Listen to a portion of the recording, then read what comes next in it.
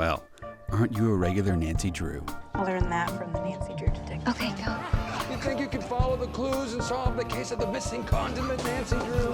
Because I've read every Nancy Drew mystery ever written. Nancy, please tell me you're joking. Wow, you suck at this Nancy Drew stuff. You should get a new hobby. My name is Carson Drew, and this is my assistant, Nancy.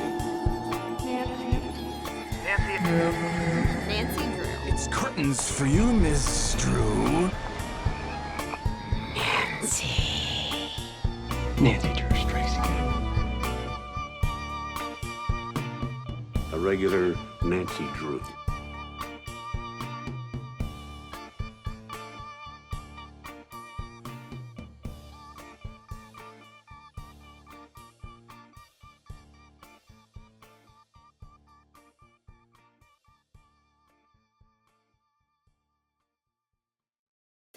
Well, hello, regular Drews. Hello, everyone. Oh, we are back with another episode today about the Interactive PC games. Kori, what are we talking about today? Ghost Dogs of Moon Lake, game number 7.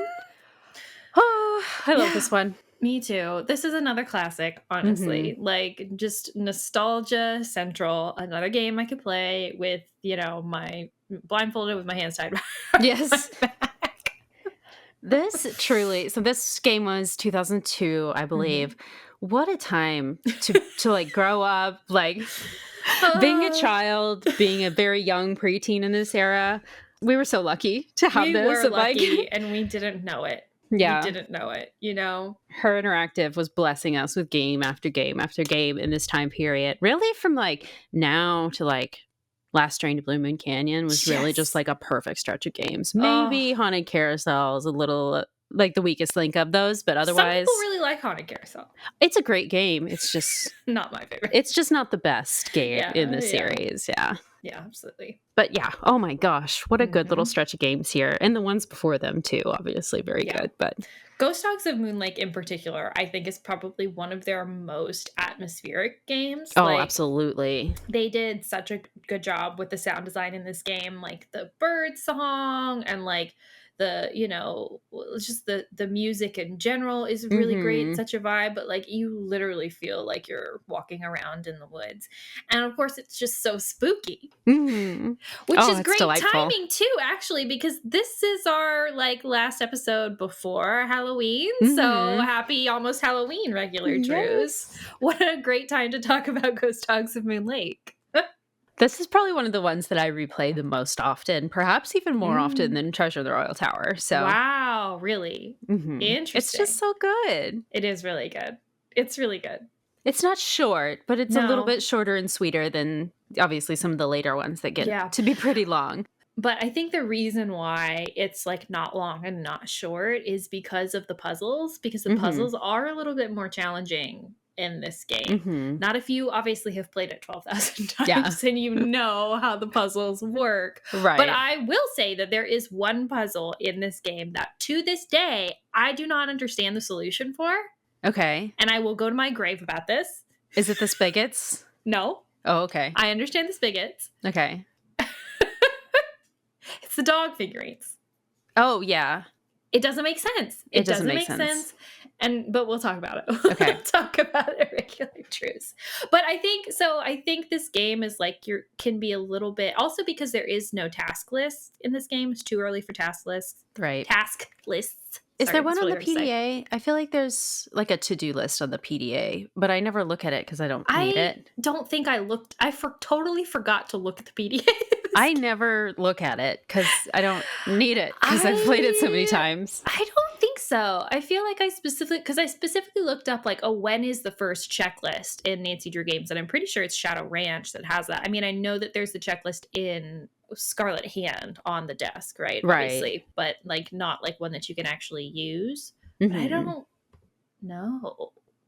I forgot about the PDA. I'm trying to look it up to see.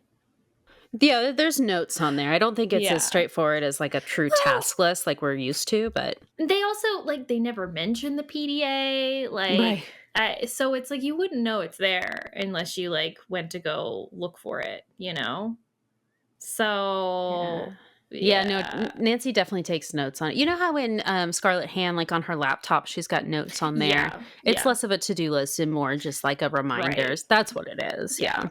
Well, but I still think like this game is like, because of the puzzles and because there is no straightforward task list, it's a little bit difficult to like. I could just get prone to getting stuck in this game. Like, Yeah, absolutely. Wait, what is next? And wait, is it time for me to do that puzzle? It's not super clear all the time. Like, do I have enough information to do this or not? And like what is next? I mean, like outside of like the tasks that like all of the characters give you to do, it's really just you kind of have to figure it out. Like it's you got to go to the locations, you got to click on everything, you got to make sure you're seeing all the stuff and putting the pieces together on your own, which I love. Like I think it's a great mystery game, but I think it can kind of feels like maybe it drags a little bit for some people, but I think it's not a bad place to spend time. It's not a bad place to drag. No. You know what I mean? So it feels like it's like, yes, maybe you get a little frustrated because you're like, I swear to God, if I have to go into the woods again to go to the freaking cemetery, I'm going to lose it because you're just going back and forth because you can't figure out what to do. I feel like that's kind of good. You know what I mean? Like there's something about that feels realistic, that feels authentic, that is like just the right level of like frustration and confusion that it makes the, resulting solve really satisfying, you know, when you finally do get it and figure it out. Hey, so, you get to spend more time in like the atmospheric areas of the game. Exactly. Darn it, I have to go out into the woods again. Right. Yeah. I actually like it. It can be frustrating, but ultimately it's a good time. You know what I mean? So I think it's good. I don't know that I love it as much as I love Treasure in a Royal Tower. And I'm not sure why particularly. Maybe it's just because I'm not an outdoor person. And so it feels like I would just be itchy or something. Yeah. It's a nice way to not be an outdoorsy person because you get to like go walk around in the woods and go canoeing, but you don't actually have to do those things. You get to be on your couch. So true. It's an outdoor game for the indoor girlies. Exactly. Oh, but it's great. It is great. It is really great. They're very different, this one and Treasure in the Royal Tower. Like the vibes, obviously. Right. You can't really compare them, you know. So apples and oranges. It's so true. I do think that this game that Ghost Dogs of Moon Lake is a little less educational, possibly, than Treasure in a Royal Tower. I mean, there's still history in there. It's just a little bit not. It's not like built into the gameplay in the same way that Treasure in a Royal Tower's info is. You still get to learn really cool things, which I definitely want to talk about when we get into it, about kind of the history of the area. But yeah, overall, I mean, like outside of Roman numerals, which if you don't know by the end of this game, what were you sleeping? Outside of Roman numerals, there's not a lot that you have to know to be able to finish the game. Yeah, it's like, I mean, obviously the historical parts of the story are all fictional, or at least for the most part. The learning stuff is really limited to, like you said, the Roman numerals, or just like the stuff in Ranger Acres' little park cabin, like learning about trees and ecological stuff. And it really doesn't get even very detailed with that. So it's very surface level edutainment, which it doesn't really need much more than that. So it's just a spooky game. Yeah. It's just a spooky game. So good. I know. Okay. Anything else you want to say about it? Off the top? Not that I can think of. Okay. So as far as the gameplay goes, this is another classic Nancy Drew point and click game. It is similarly to Treasure in Royal Tower, like we talked about, still in that little bluish green overlay with your inventory on the right and dialogue options kind of in the bottom center. The main difference between this one and some of the other Nancy Drew PC games around this time, though, is that the time control is a little bit different. You don't have like your bedside alarm clock like you do in Treasure in Royal Tower. The only time control options you have are between AM and PM, and that will depend on like certain activities you can only do in the day or the night, or certain characters are only going to be available in the day or the night. But yeah, another great one. I don't know, what else to say about the game mechanics. So our phone contacts in this one are Bess and George, and the Hardy Boys are in it. Yes. Which is always a great time. But I will say that I am kind of disappointed with the extent to which they play a role in this game. Yeah. I feel like they developed their phone characters better and better as time goes on. Of course. Yeah. So like this one is still pretty early game, and it's pretty surface level interaction. You mostly just talk about the case. There's not like a story going on with the Hardy Boys or anything.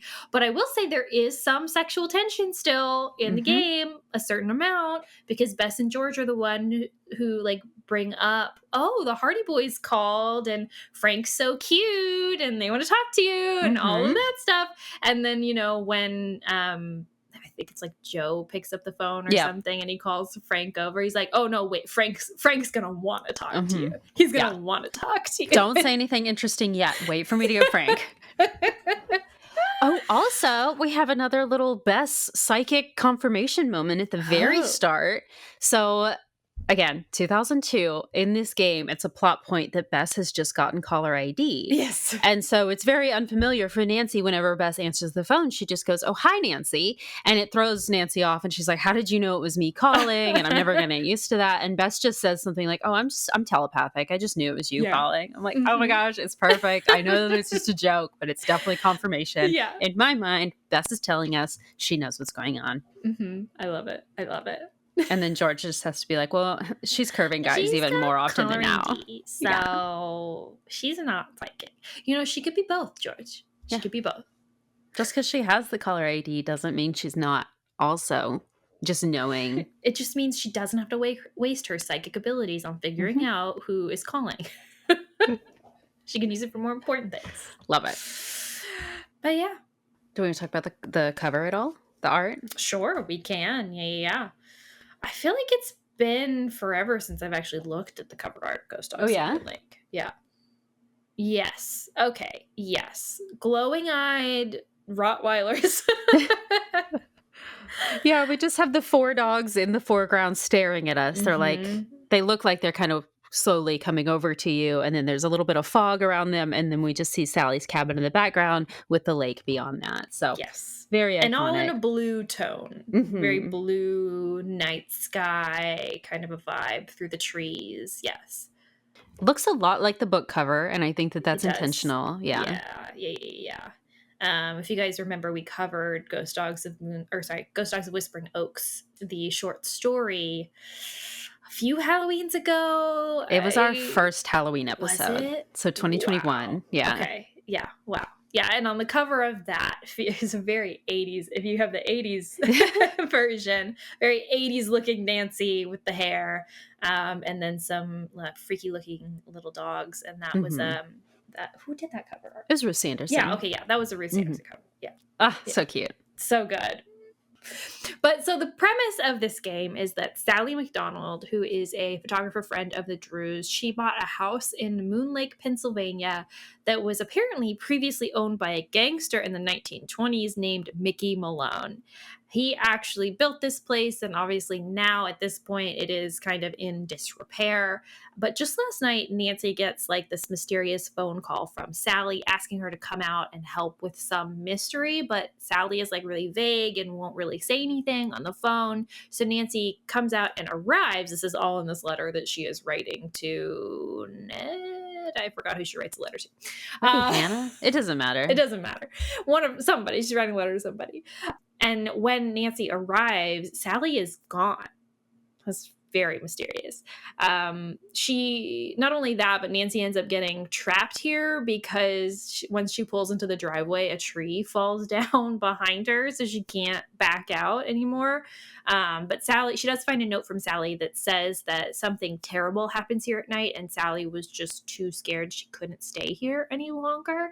And the note says that Sally will call us from her car, but like, we don't know why Sally left and like what could have frightened her so badly.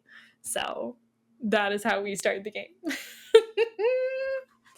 I don't know how I never noticed this before, like a couple of years ago, but in the past couple of years in playing this game, I noticed we don't ever see Nancy's car. Like we see the downed tree. Where's her car?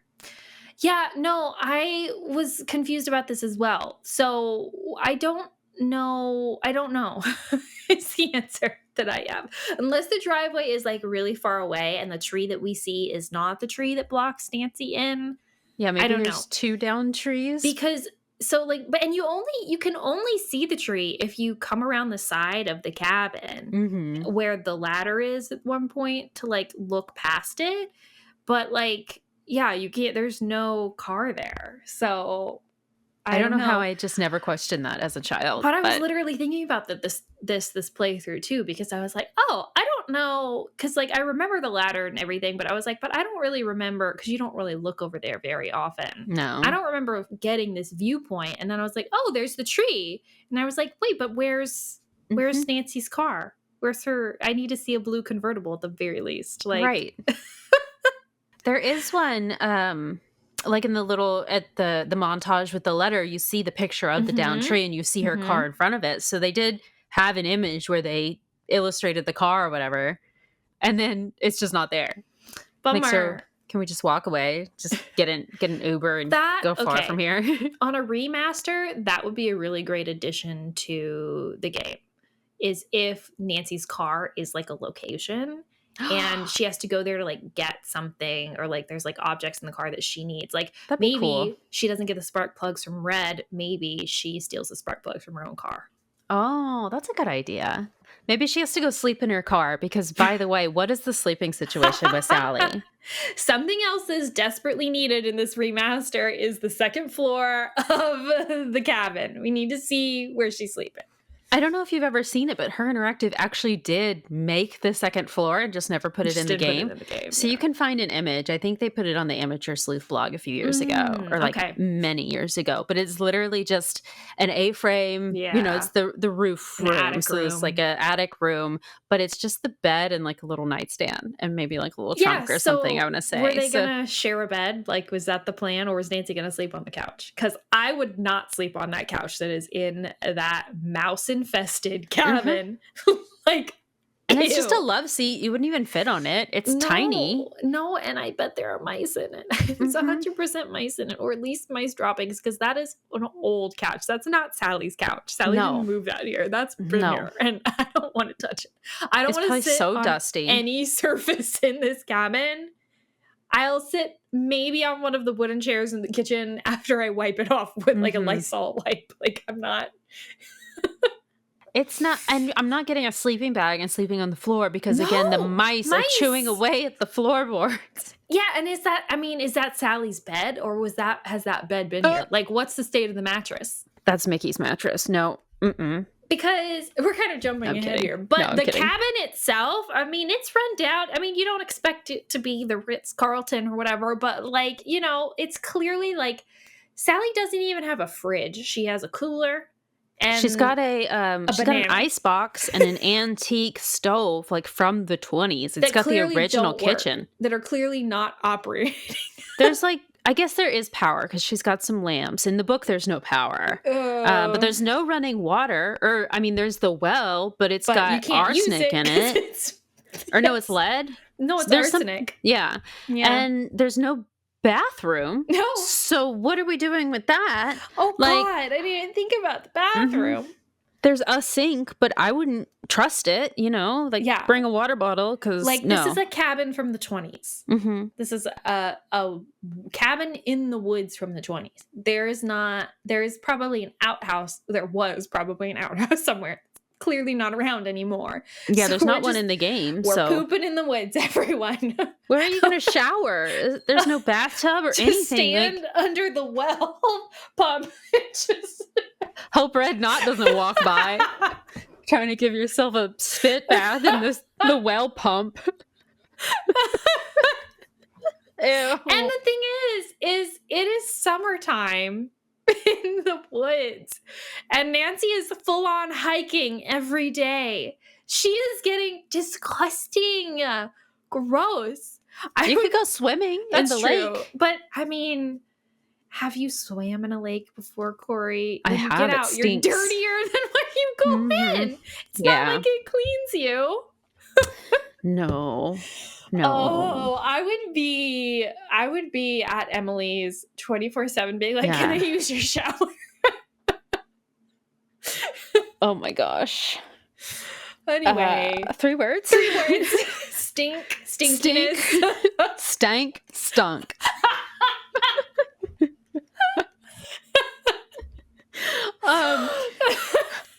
Mice? I like mice. Or wildlife, because we have the deer mice, can we have the just say birds. gross? Critters. Dirt. Let's just say grody. Let's use the word Forest floor. grody.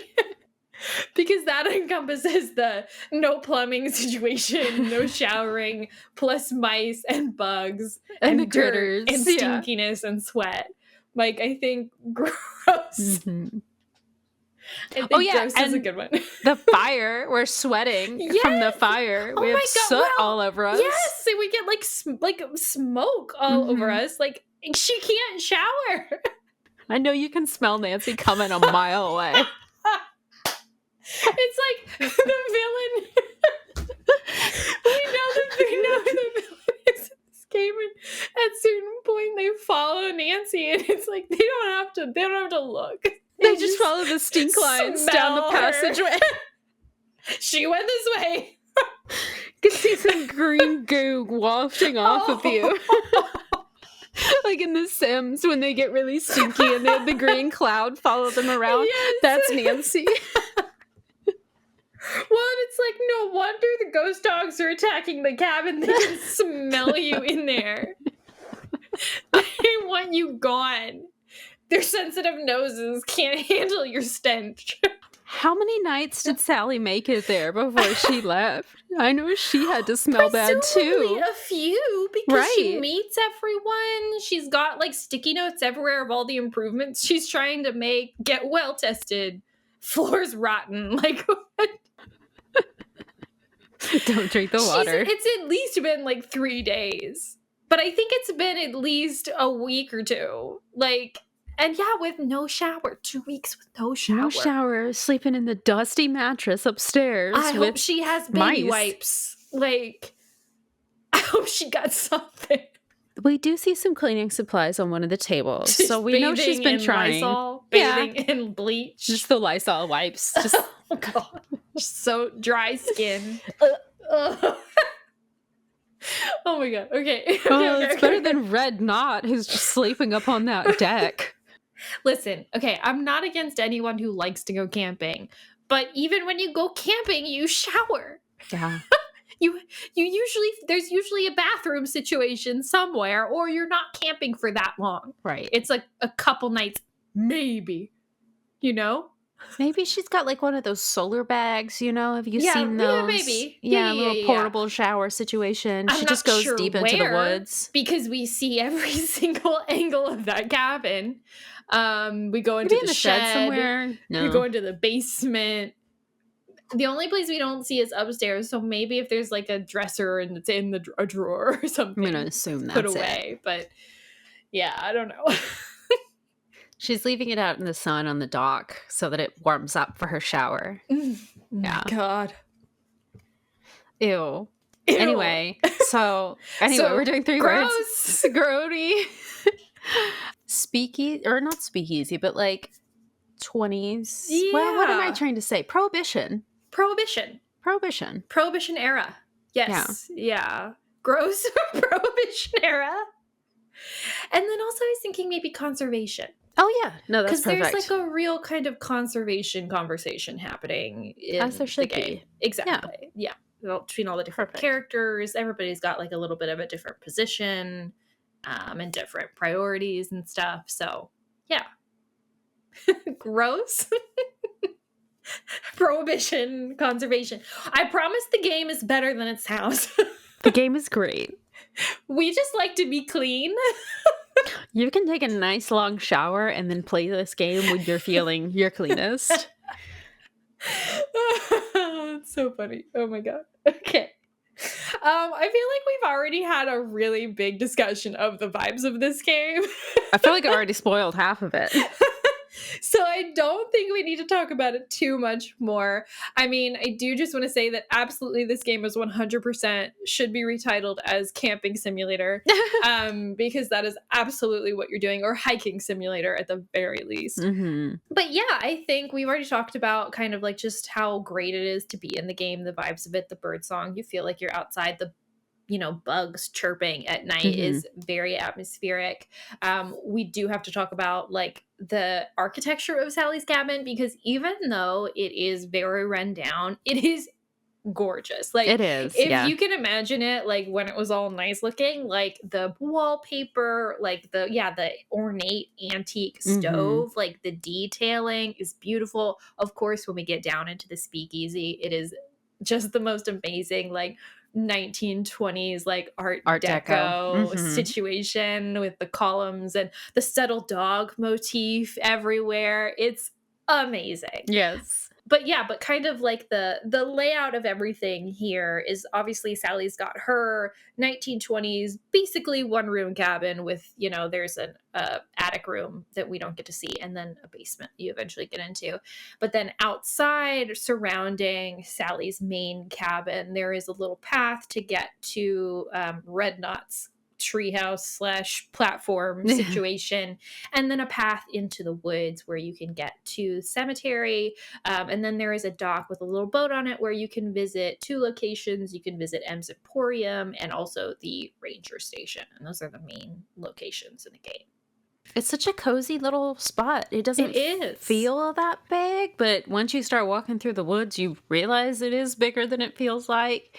And only really the 3 suspects, but it doesn't feel like it's really lacking. I could do for another suspect, but it doesn't feel like it really needs. Well, I think I disagree. I think that I do think that it could benefit from one more character. I know that wasn't really in their formula at this time, but it does feel a little bit like, I don't know, it's too obvious who the person is. And I wanted one more person to kind of round it out. And I don't even know that they really need to be a suspect, or like, I'm sure that there's something we can do, but it just it feels like something is missing as far as the characters go. And I can't put my finger on it. Maybe it's not another character, but there's something missing there. Maybe we'll figure it out as we talk about it. But I think this is the first game where we only have 3 suspects, which is weird. Treasure in Royal Tower, we had 3.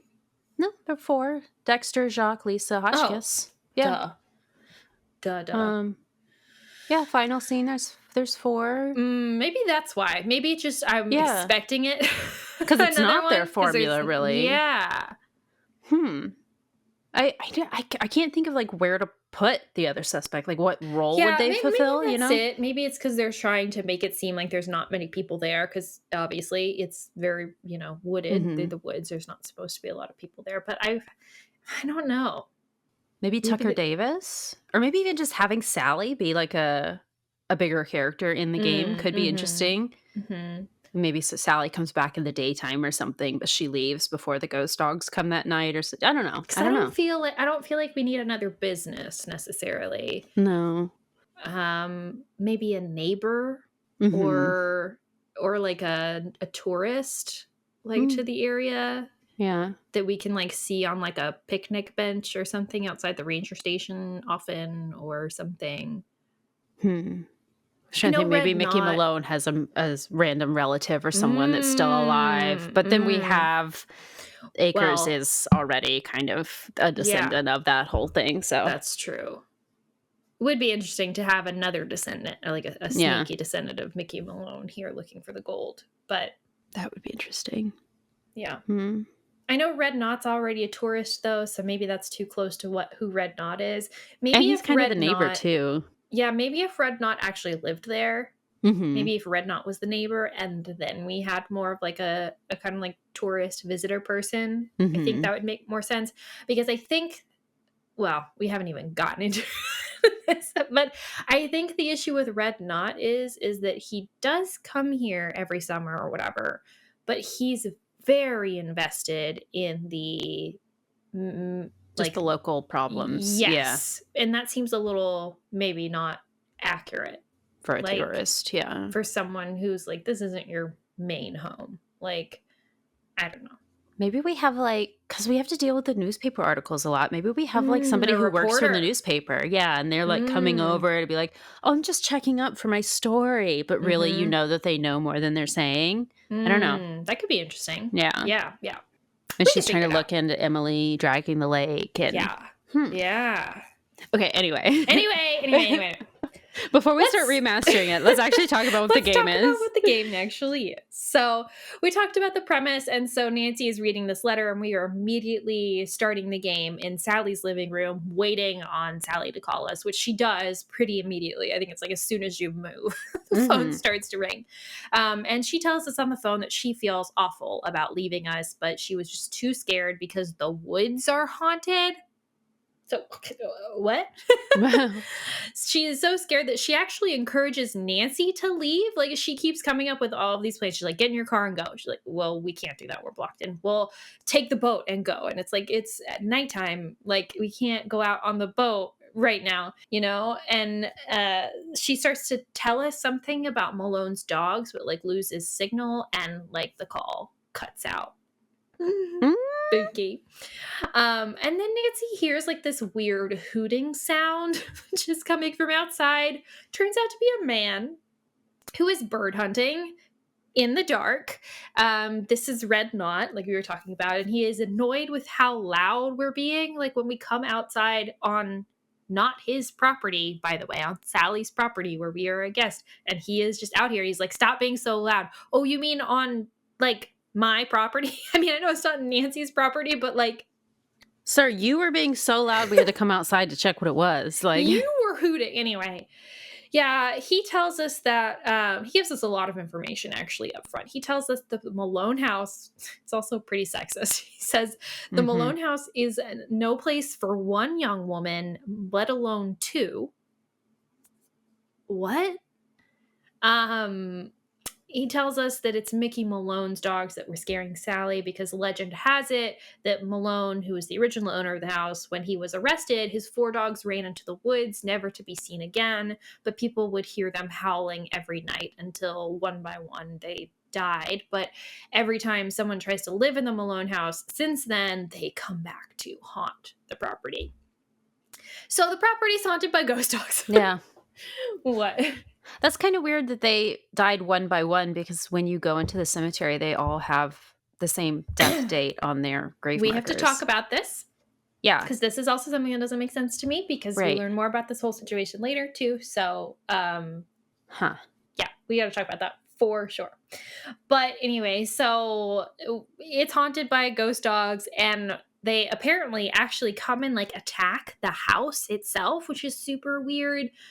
Red tells us that they're buried in the cemetery beyond the house, like you were just saying, where Malone is also apparently buried, which is also interesting and something else we need to talk about. The police have apparently not investigated this because the only law enforcement in the park is the ranger, Jeff Akers, who is not concerned about this situation. And I'm sorry, what? I don't believe this. A park ranger is not police. Surely there's a local sheriff or something. Yes, like the park is still located in some county, presumably. Right. Even if it's not a city or like, you know, a town, there is still a county and a sheriff's jurisdiction. Like, so, because that's how policing works. So I don't know. I don't get this. But I mean, whatever. And Red tells us that he actually only comes here every spring to birdwatch. But so we're out here talking to Red, and while we're talking to him, we hear the dogs howl. Ooh, like it is so spooky and so great. And he's like, well, you better get back inside. So like, yeah, we run back inside, and then as soon as we do, the dogs show up. They start running around the cabin. They're literally like banging on the doors, jumping on the windows, making the whole cabin shake. And Nancy like looks out the window at one point and sees the dogs, like actually sees them, and they have glowing eyes. Mm. And they look pretty angry. But like the lights in the house also flicker. I don't know if you noticed this, which is wild. Something else we have to talk about. But yeah, it's a pretty scary, intense situation. Probably one of the more spooky scenes in these early Nancy Drew games, I think. Oh, they spent all their money on this cutscene. Like, Yes. 100%. It's this worth and the night and day stuff, because that also is a lot to animate this, or not animate, but build the same scene twice for day and night. Yeah. After this attack, we can go outside to investigate, or wait until the morning if you're chicken like me. And you can see actual paw prints on the ground from the dogs. So it's like, well, are they ghosts then? Because they left like clear evidence that they were here. We physically saw them. Like, it's not like, we just heard barking. No, we saw them. We saw their paw prints. Interesting. So outside there is the motorboat at the end of the dock, but when we go over to it, it's not working. So we have to try to figure out how to fix it. Also outside is the small shed that's on the property, like you mentioned. There's a bunch of just like random junk in there.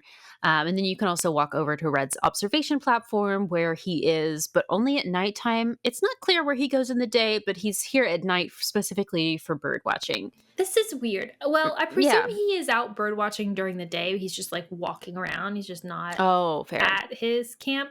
But like, why? And I'm not again, you guys already know I'm not a nature girly, so I don't understand. But which birds? Yeah. What birds you watching at night? Like owls, maybe, but like I guess he was hooting when he was out there the other the first night. But like I'm just like, what are like dawn and dusk, right? That's when the birds are most active, right? Yeah. I'm not clear on what he's doing. But he's only there at night, but we can go talk to him if we switch the clock or whatever to nighttime. There is also, like you said, the woods out here. If you go deeper into the woods, you can use this map that you find in the cabin to actually help yourself navigate. Not that we need it anymore because we've played this game so many times. But you can find a cemetery that's on the property.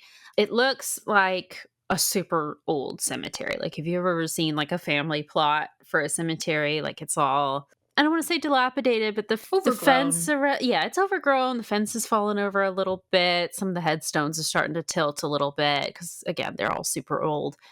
And there's, I know, sorry, I just saw your note about the pets. A lot of these plots are for animals. You can tell because it says like very good boy and stuff on there. Yeah, it's heartbreaking.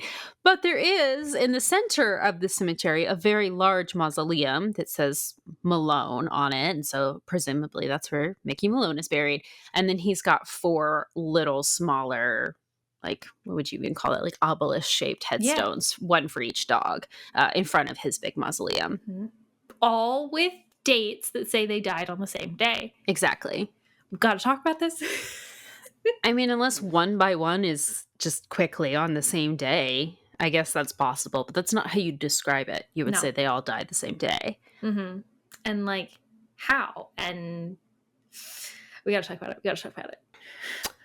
But strangely enough, though, there's also paw prints on Malone's mausoleum. Like, if you look at the building itself, it looks like they've like jumped against it and then dragged their paws down because there's like these smeared paw prints all over it. This is an excellent touch. I know. I love it. So almost like they're trying to get to their owner. So real good. Props to the culprit in this game for that. Right. That's some good lore you're building. Yes. So after we've looked around outside for a little while, this is a good time to call Sally and be like, hey, did you know that you own a cemetery now? She's like, yeah, they told me about that when I bought the place. But it's like, it's tucked into the woods so far. I thought I wouldn't really mind it that much.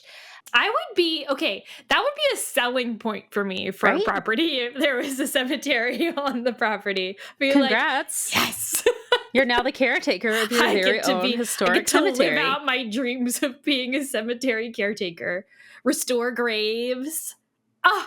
My would actually dream. be pretty calm. Like, you just live in your little cabin. You Yes. just spend your days cleaning up, making the woods look really nice out there, and just go hang out at M's Emporium when you're bored. Go shopping, go talk to the people in town, Mhm. and then just go back to your cabin. And Sally is a freelance photographer. Like, and I know that this place was super cheap, Mhm. but like, this is kind of a dream. Like Yeah. a 1920s cabin in like the woods that's pretty remote, but like so chill. Like, she probably didn't pay very much money for it. Like, yeah, you have to renovate the whole thing, but like, imagine once you fix it up really nice. Like, Right? Red that would Knot's be only there for like a great. month out of the year, so that's not a problem. And just put up some no trespassing signs for him. Be like, you can't come on my property anymore, Red. Perfect. I'm gonna call Ranger Acres on you. Yes. That'd be nice, though. Mm-hmm. I could do that. Mhm. Yeah. Yeah, absolutely. As long as we get a bathroom installed, stat. Mm-hmm. Stat. Yeah. We'll add on to the house, make an addition, but I need a shower. I need a real toilet. We're not doing. I'm even cool. Like, I'll sleep in my car for a while until we can get like a safe room situation where there's a new mattress. Yeah. You know? Yeah. And sealed against the elements. But like, otherwise, like, the bathroom is the priority. Mm-hmm. We have to install some locks because, as Sally mentioned, there's no locks on the doors or windows. Surprised it's in as good a shape as it is if it was just like sitting abandoned. They did say that there's been owners in the meantime. Like, it's not just been abandoned since Mickey Malone died, but like, still, it's nasty in there. Mm-hmm. Anyway, so yeah, we tell Sally about what happened last night, and she tells us, yeah, I heard them the very first night that I ever stayed here, but then they were kind of showing up pretty much every night after that first night, and always at the exact same time, always doing the exact same thing, which to Nancy, this indicates some sort of like level of choreography, right? Somebody may intentionally be trying to scare her off because it doesn't seem as random as you would think animal behavior would normally be. Mm-hmm. Sally tells us that, or we ask her about like, okay, is there anybody that could be like doing this to you? Who hates you, Sally? And Sally's like, I've only talked to like a few people in town. There's the park ranger whose name is Jeff Akers. There's the store owner of M's Emporium, who we will meet is Emily Griffin, and then Red Knot, our weird bird neighbor. And like, nobody in River Heights, because I guess Sally is originally from River Heights. She says nobody in River Heights would be doing this. So it's got to be somebody in this area. So narrows our suspects down to these three people. She does say, like, oh, since you're going to be staying there anyway, won't you get the well water tested for me? And by the way, be sure that you watch out for the deer mice because they definitely carry diseases and stuff. And you can't wash your hands anywhere because there's no bathroom. Hope you got some strong hand sanitizer. Oh, gosh. Especially if you've been picking up bugs out of the dirt. Oh, my God. Ew. But Sally will tell us more about these characters, though. Jeff Akers is the park ranger. He is a huge stickler for rules and once ticketed Sally for leaving half a ham sandwich on a picnic table. Sally, let's talk. Why are we leaving ham out for wild animals to eat? Yeah. But apparently Sally actually crushed Jeff Akers' dream because had the park like bought up the Malone property, it would have made the park like, I guess there's like some rule of like, if the park's so big, then you get this many people to work there. From Jeff Akers, but yeah, she just says at this point that she knows that he wanted to buy the property for the park, and so yeah that she thinks she made him mad, and that maybe that's why he ticketed her. Or maybe you shouldn't be leaving your trash out after a picnic, Sally. Yeah, but to call a ham sandwich littering is a little bit extreme, unless there was like it was in like a plastic baggie or something. Sure, in which case, yes, but like, yeah. It is pretty bad to be leaving stuff out for wild animals that are going to be that. Yeah, because like a bear, like raccoons, right? Like, you know, shouldn't you don't want to be attracting bears. No, or just like pests, like bugs, even like, yeah.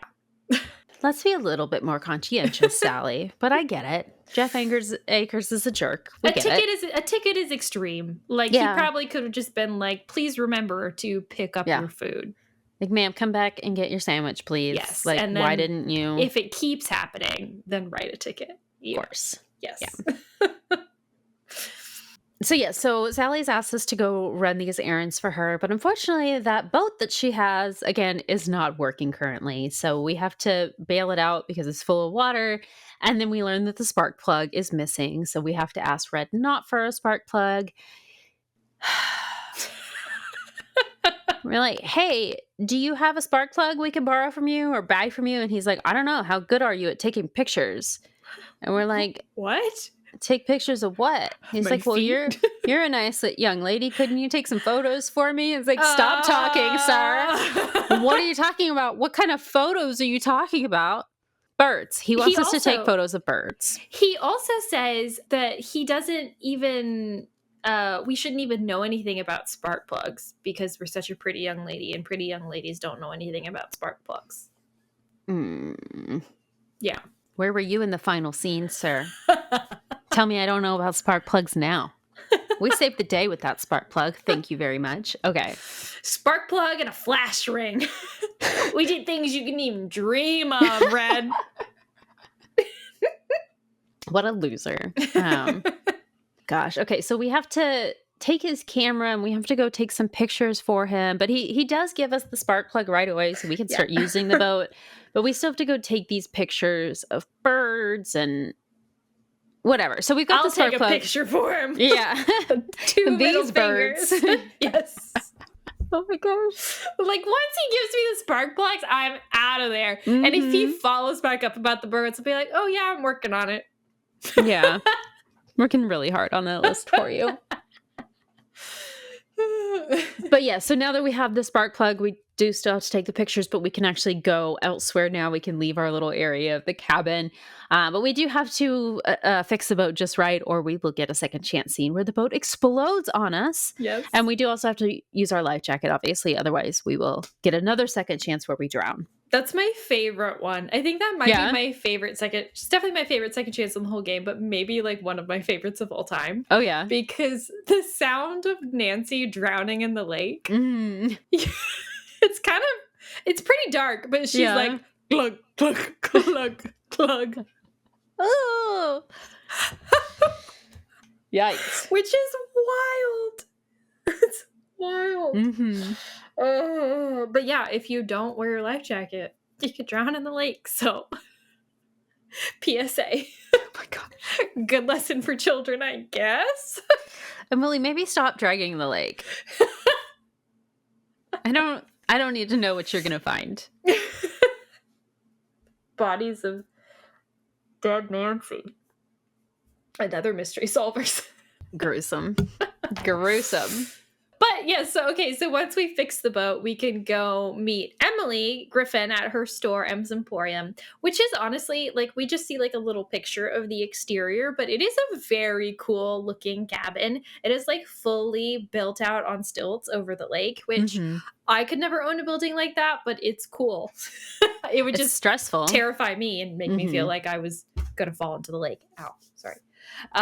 It is also a video rental / bait store / grocery store / convenience store / antique store.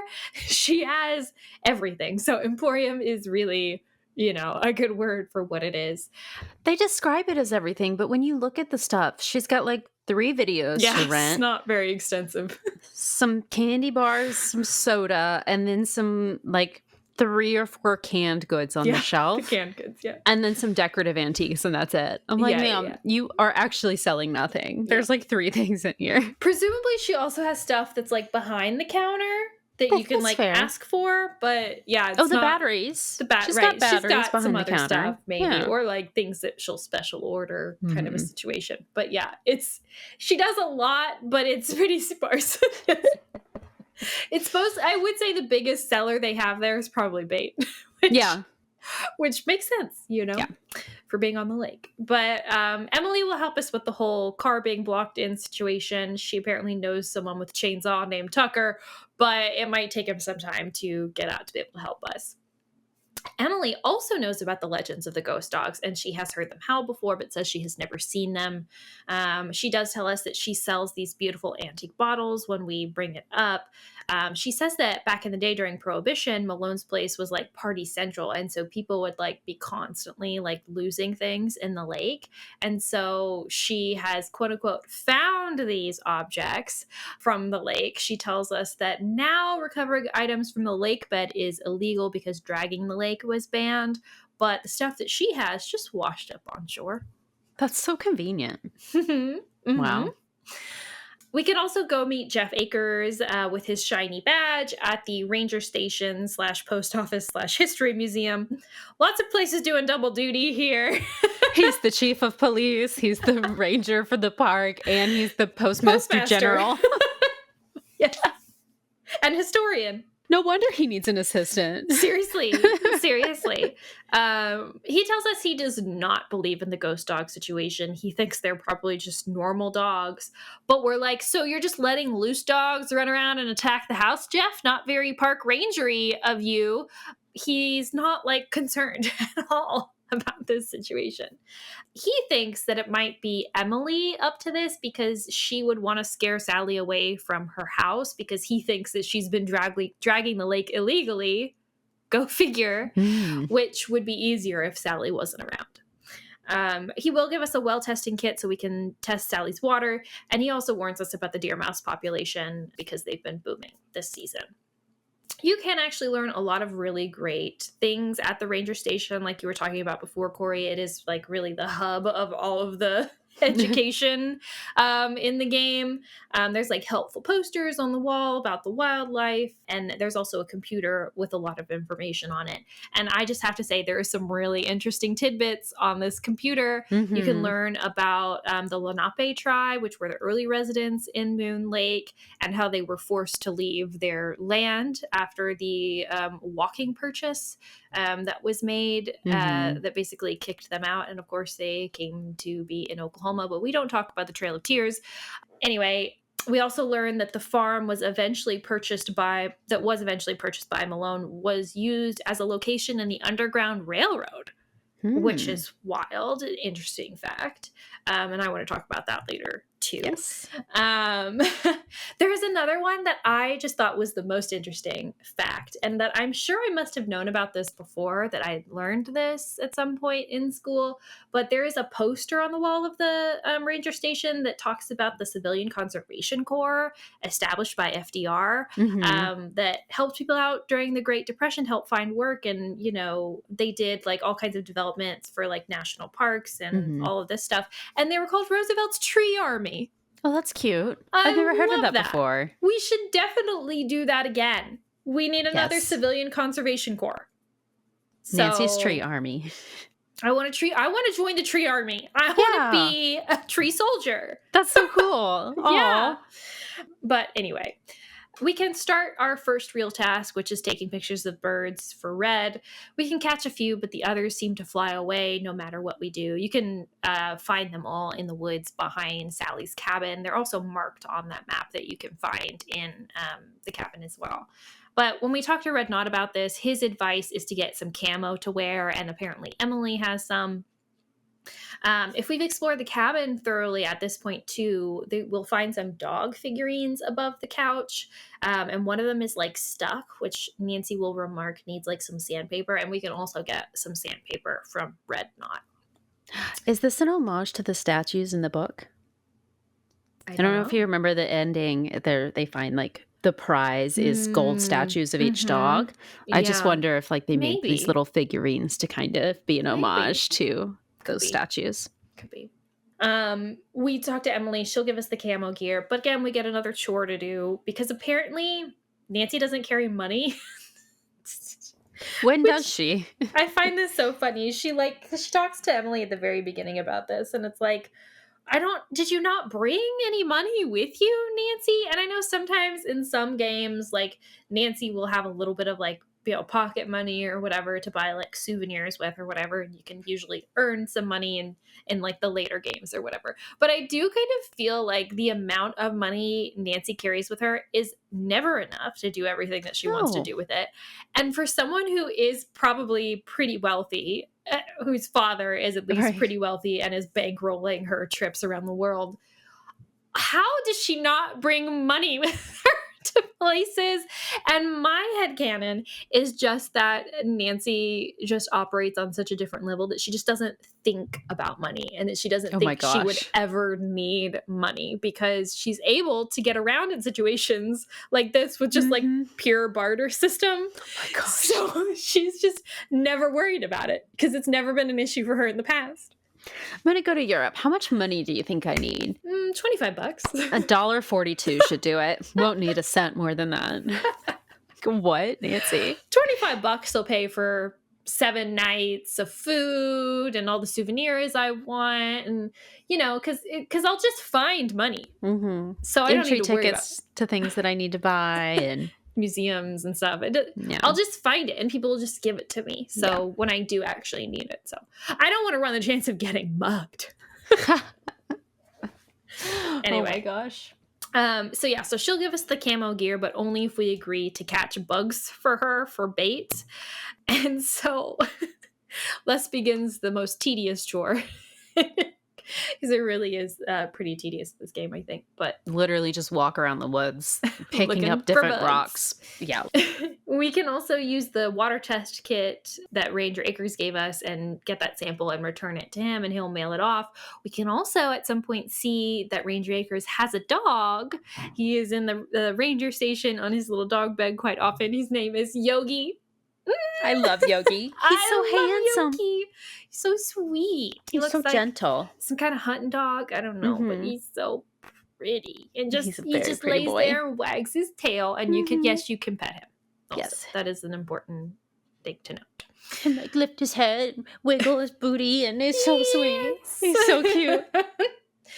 But yeah, so bug hunting is also the spookiest part in the game because you have to do some of it during the day, but you also have to do it at night. Like you have to, like otherwise you can't catch all the bugs that you need. So you have to wander the woods at night, like it's required. And it is so spooky walking around this game in the woods at night. And even today, and I am in my 30s and truly an adult woman, and I get a little spooked when I do this.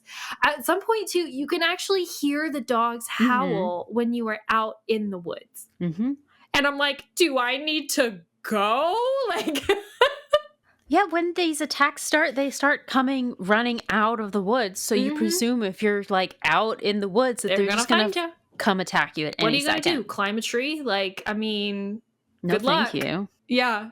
But anyway, once we catch all the bugs, Emily will give us the camo, and then we can finish taking pictures of the birds. And thus ends the chore portion of Ghost Dogs of Moon Lake. So the next time we talk to Ranger Akers, he tells us that he is too busy to call for a status update on our water test results.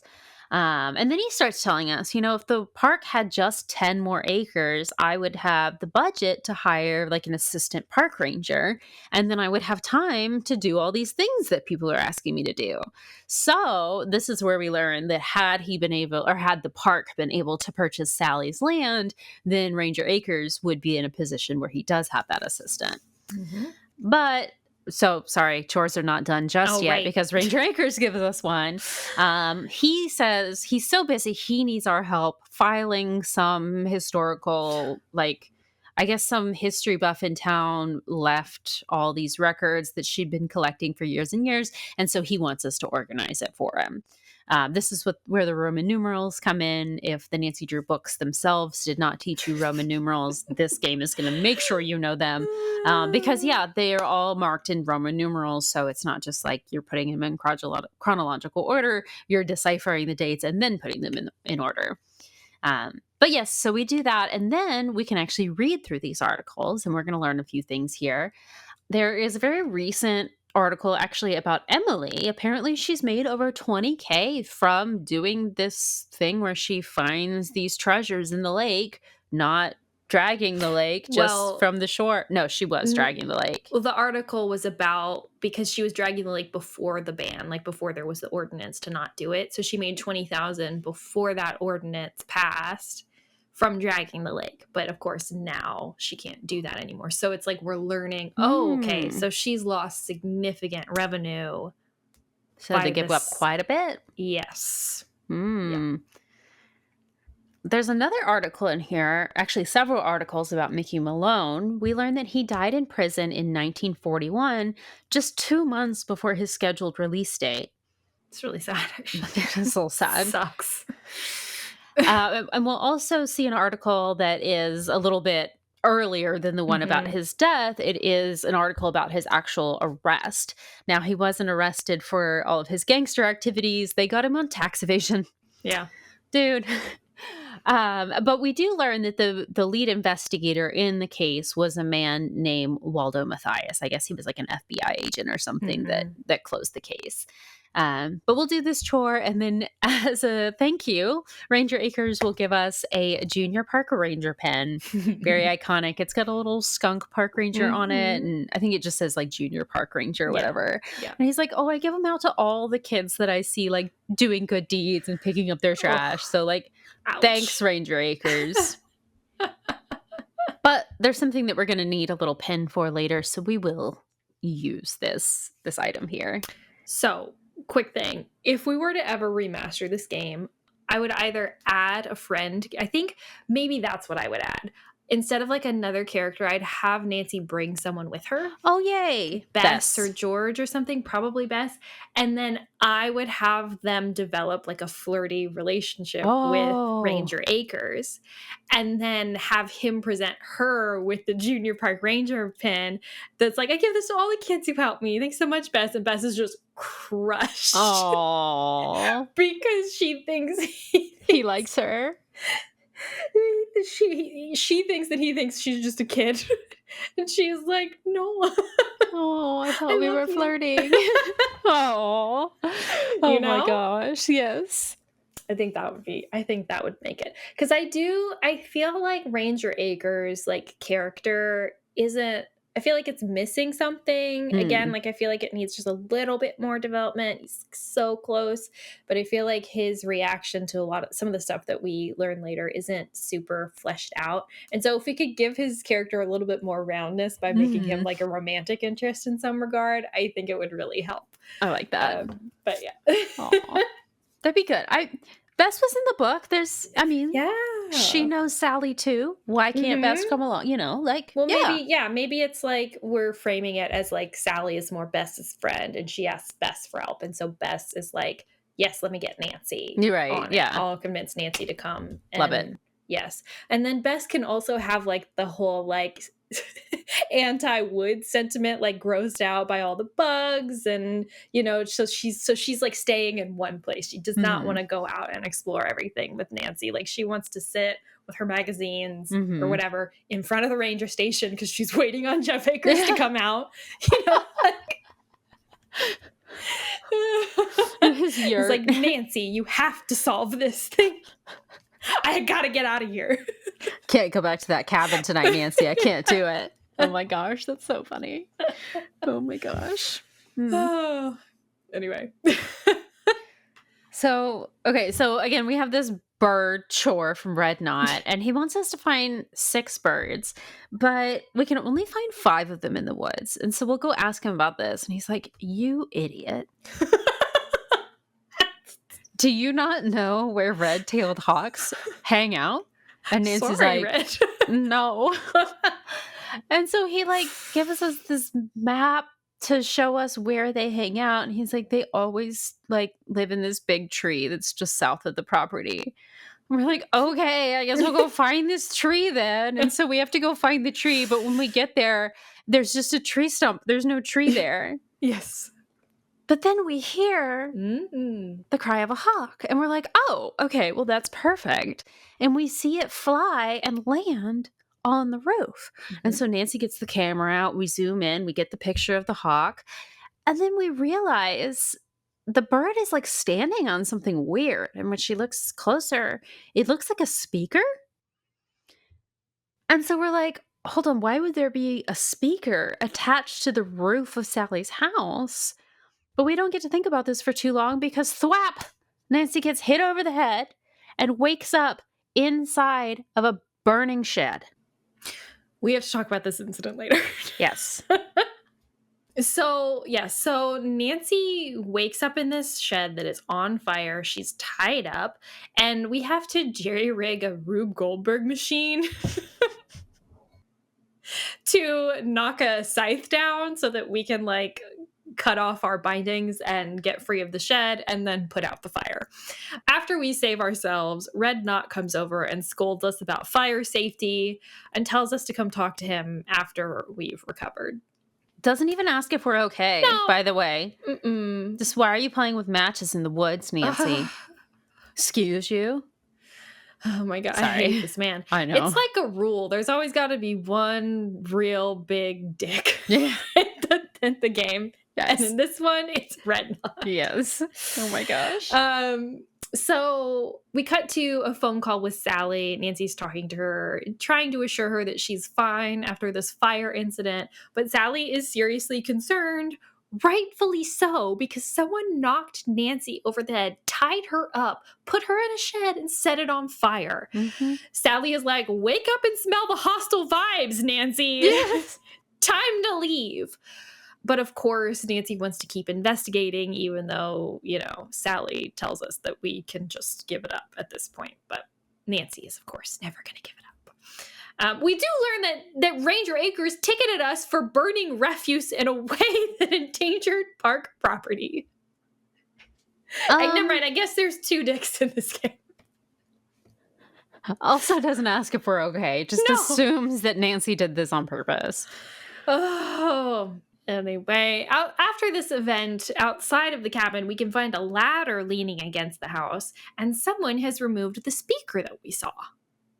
Dang, our only evidence that this haunting may have not been a haunting, right? Except we have a photo. That's true, we do. We got the picture. That's right, never mind. We got to give it to Red, though. It's Red's digital camera. That's which, true. When we go talk to him, we give him the camera, so we see That's our true. only evidence to the guy who could be responsible. Anyway, also when we talk to him, he apologizes for not realizing that the tree was gone, and we're like, well, we did get the photo of the red-tailed hawk. Here you go, asshole. But we can also see that next to him are like some gas cans, which is really interesting considering our shed was just set on fire. Mm-hmm. But he tells us that it's just because he ran out of gas. So, okay. For what, Red? I don't know. His boat? Oh no, he doesn't Have a boat. He doesn't have a boat. His car? But then where's that? And why is the gas up here and not with his car? And he's got one of those little lamps, but it's not a gasoline lamp. It's like an oil lamp. And he's also up in a treehouse. Yeah. Where it's only accessible via like little wooden rungs like nailed into the tree. So why did you carry those up this little Full ladder? gas cans up the ladder for something that is not located up this tree. That is weird. We have to talk about this. Also, Nancy will tell Sally that Emily came over after the fire and made her some tea and checked on her. Yeah, the only one. What water source did she use for that tea? It was arsenic tea. Mm-hmm. Maybe she has bottled water. Maybe she made it from the bottled water, but That's true. Okay, I didn't think about the bottled water. One bottle of water that we used to prime the pump. We don't even get to drink it. That's Ew. Sorry, anyway. Anyway, yeah. So at this point, we kind of have to figure out what the dog figurines in the cabin are about. That's kind of the next step, because apparently we can solve this puzzle. Again, I still don't understand how. You have to position the figurines in the correct way by knowing each of the dogs' birthdays, which you can get from their headstones from the cemetery, and you also need to know what direction in the room represents each season. But what? Because in the poem, it tells you, or the clock tells you you know, like the tree or whatever is for spring, and the birds and the swans, and deer. Deer is like autumn or whatever. And it's supposedly on each wall, you can see these things, and that tells you what season each wall represents. And so that you know, okay, if their birthday's in the spring, you face them towards this wall or that way, whatever. But all the walls look all the same. walls have all of the things on them. Each wall has every single one. And I'm like, okay, well, maybe it's just like the biggest one, because this wall has like a really big deer on it. No, all the walls have a really big deer at some place. So how are you supposed to solve it? I don't think you do. I think you just have to figure it out. Just guess. Yeah, I mean... That's crazy. It's crazy. This is game number 7. It's wild that to this day, I still don't know how this Nancy Drew puzzle is actually supposed to be solved. And I really need someone to tell me. I need you to message us on Instagram and tell me how you're supposed to know, because I don't know how you know. I don't know how you know. The clock's not actually even helpful at all. Like, it's supposed to tell you which season is which, but it doesn't actually, like, you just have to assume. I think it, like, when you do it right, you can do it in order. Maybe that's how it is. Maybe you have to use the clock to, like, troubleshoot, like, each, like, the way you turn each one. But the dogs on the clock aren't named, so you don't know which one you're turning and which one it affects in the clock. So, I don't know. Some of them get the same image as well. Like, 2 of the dogs get swans. No, I don't think when you turn them in all the right direction. Oh, I don't think so. When you turn the statue, does the clock change how it behaves? Yes. Oh, I didn't realize that. Yes, but maybe it's got to be the clock. Maybe it's the clock. But that doesn't make sense. This is not how any walkthrough online tells you to solve it. They say that you should be able to tell based on what is on the walls. Yeah, I don't. And that's not true. It's not true. It's just not. Anyway, once you do solve this puzzle, I guess by sheer luck, you will see that the wall under the stairs open, but you have to be careful because you can't just walk across the floor here. You have to make sure that you've collected enough pieces of wood and find a hammer and nails to be able to hammer into the ground to safely walk over this part of the floor, because the floor is rotten, and if you don't do that, you will fall through and get a second chance. But once you're able to get over here and go into this little door, you'll see a set of stairs going down. There's also a flashlight that you have to get at some point. I think it's in the cabin. And use that and go down the stairs. This leads to a door where there is a framed picture of a man and a woman in the 1920s. And past this door is a basement. And there are like tons of barrels down here, which is really interesting. And then on one of the walls, we can see like a weird, like square outline shape thing, behind which we hear squeaking. Uh-oh. Great.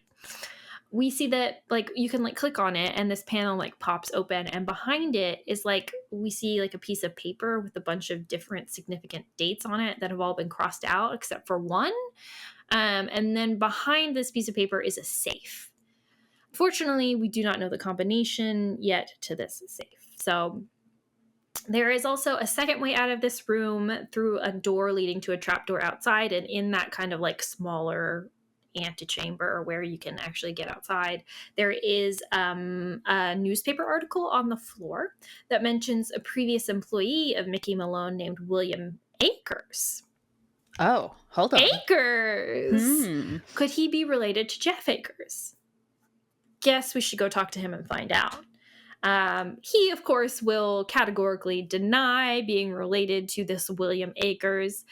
He will also, at some point, give us the results of our water tests, which will tell us that the well is high in arsenic and not to drink it. In fact, the letter seems to imply that the arsenic level is so high that it doesn't seem like it could be naturally occurring. Does that mean someone poisoned our well? Seems like it. We got to talk about this later, too. There's so many little details we got to talk about later. In fact, I feel like I need to be like taking notes about this. Oh, gosh. Because I feel like I'm going to forget. Arsenic. What else are we going to talk about? Nancy's accident, or I guess Nancy's attack. Red gas knot. cans. Okay. Yes.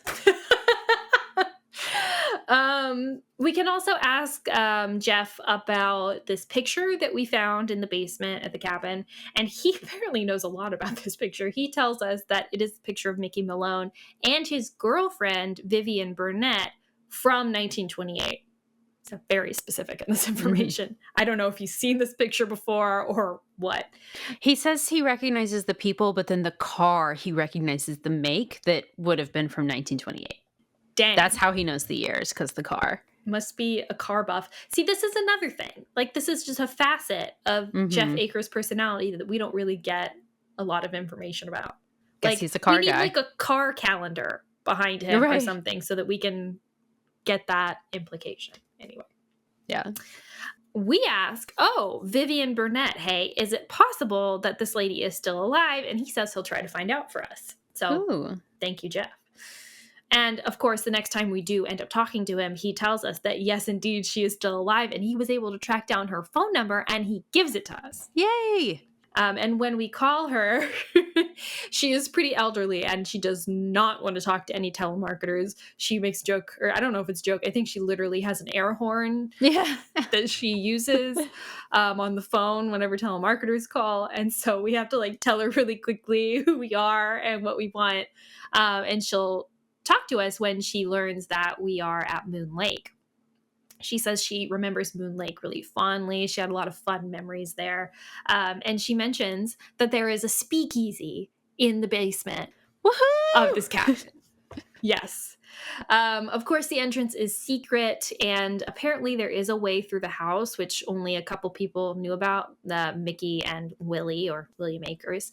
But everybody else had to get to the speakeasy through the cemetery. There is a secret entrance to the speakeasy through the cemetery. What could be cooler? I know. Say no more. I'm down. Let's go right now. So she explains that in the cemetery, there is a lock hidden in one of the tombstones. And when you unlock it, it opens a set of stairs down into the ground. And she tells us that she will actually send us the key to the tombstone because she still has it if we send her the picture that we found of her and Mickey. Aw. Say no more. Yeah, of course. Absolutely. She will also tell us a little bit of information about the wall safe. She says that the wall safe didn't belong to Mickey. It was actually Willie's wall safe. And Willie apparently was constantly changing the combination, and he would famously use unlucky numbers for his combinations. Kori, do you want to tell us more about that? Yes, this is kind of clever. So again, there was that list of it's not list of dates, but like list of things on the inside of the safe door. And the last thing that's listed there is M.M. pinched. So we think this must be his arrest date. So if we go and we put the arrest date into the safe, this will open it. We do have to use gloves here because we don't want to get infected by the deer mice or anything. So we have to find some gloves. But when we do, we can pull out a journal from the safe and see that it belonged to none other than William Akers. So when we read it, we learn that he was left in charge of Malone's dogs after Mickey was arrested. It also says that Mickey Malone had pulled off some sort of like gold heist and had hidden the gold somewhere, but there's a map that he had made for the location of this gold under the Victrola at the speakeasy. I guess it's 20 gold bars. Yes. There was like some train heist or something that Hole he pulled in off. the floor train heist, which is such a classic name. It must have been so fun to come up with this lore. Like, that's very, very fun. Right. And apparently Willie found this map, but it only had lines in the phrase, "the dogs will lead the way" on it. So it's not really a map. It's just like this random grid that he found and an indication to ask the dogs where it is, apparently. So he spent years trying to decipher this, but was never able to find the gold. We do learn, though, that he had a son named Joe. And we happen to know that Jeff Akers' father was the park ranger before Jeff. And so his name was Joe Akers. So it seems like Ranger Akers lied to us and that Willie was actually his grandfather. And then we flip through the journal a little bit more and we actually find the map that Malone was referring to. Willie had just like folded it up and left it inside the journal. So we go back and we talk to Ranger Akers and we're like, "You lied." No, we don't say that. But he does agree to mail the photo of Vivian and Mickey to her in Las Vegas, where she lives.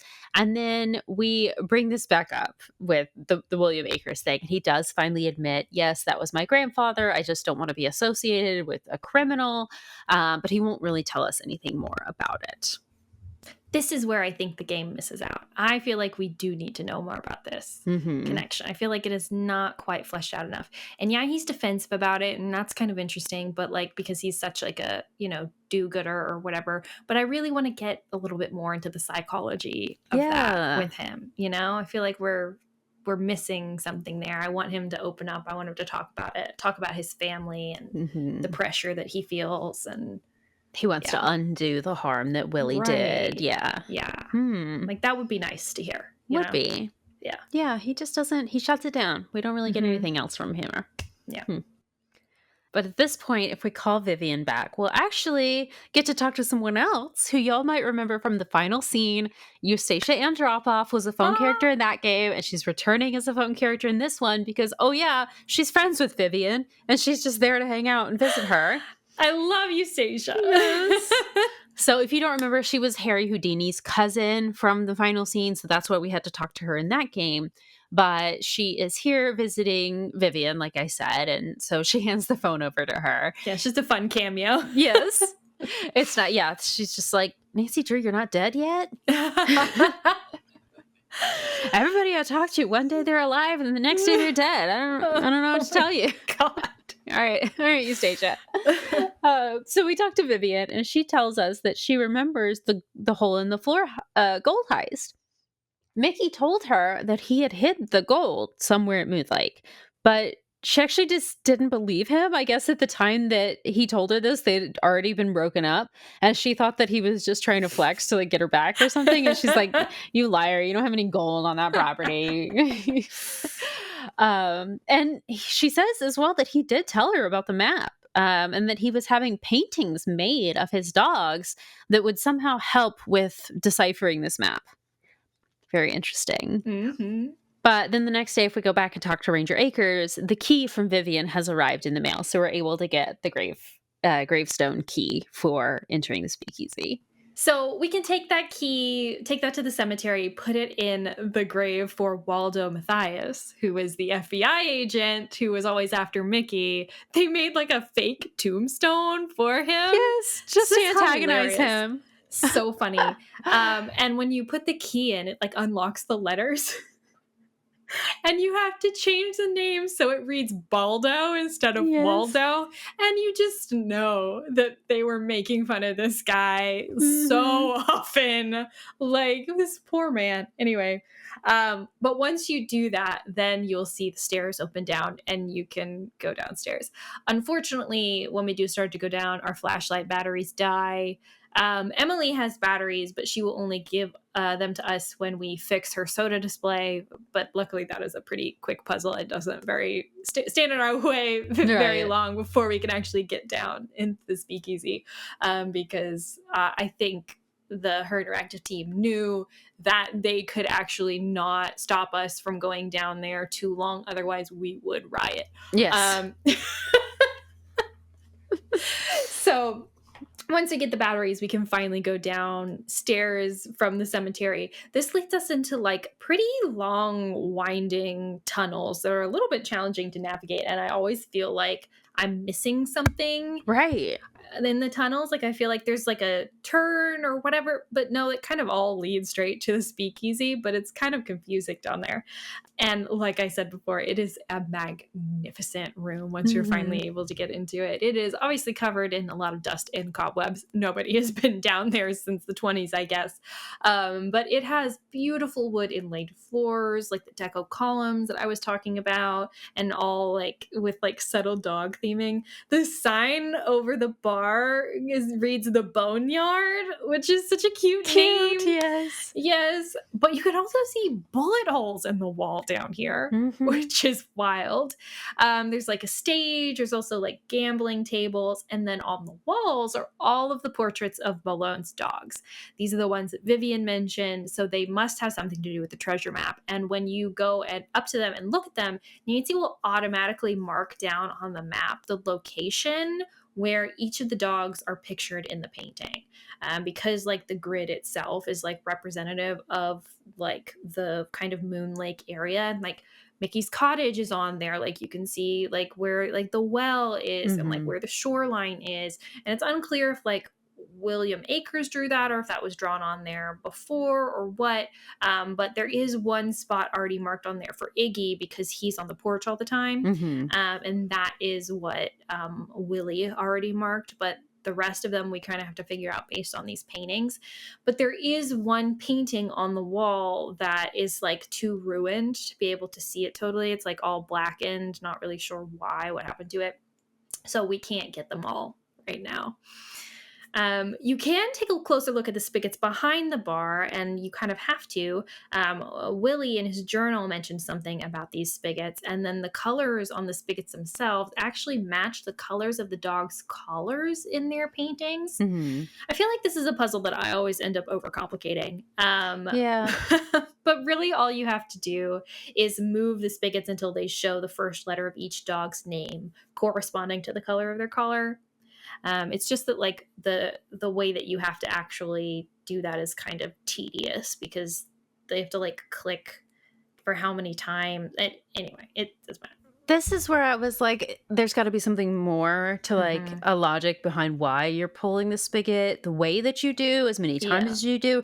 Because the answer is actually you just do it individually 3 times each. It's just that simple. You just pull the spigot 3 times. Yeah. But there's like a button underneath it, like a not go, but like it makes it start turning. So you pull the spigot and then you push the button, but you can like pull the spigot multiple times. So it's 3 times, but if you like pull it 3 times and then push the button, that doesn't work. Right. Pull it once, push the button, pull it twice, push the button, pull it 3 times, and then you've finished it. Yes. And so I'm always like, yes, there's got to be more to it. Like there's got to be a reason that the button makes a difference to how many times you pull the spigot. If you move one, it's moving the other ones. No, it's not. It's literally just match the colors and pull the lever. That's it. Yep. I agree. That one always like confuses me, but it shouldn't. It's actually really easy. But and once you're able to do that, then you hear a secret passageway opening, and the game actually shows you the secret passageway opening, even though it is like nowhere near where you are at the time. And you know that is because if they just played the sound, no one would know what that sound was for. I will say this is like kind of the one I feel like kind of clumsy part of the game design that I think we could have done a better job on. But I'll accept it. So once you get back in the tunnels out of the speakeasy, you like end up in this hallway that has a bunch of maps on it, but the maps are like made out of tile pieces. And so you have to look at them a little bit more closely. But there's one of these maps that looks exactly like Mickey's map or Willie's map that he was using to identify where the dogs were. So if you click on the tiles of like where the dogs are on the map.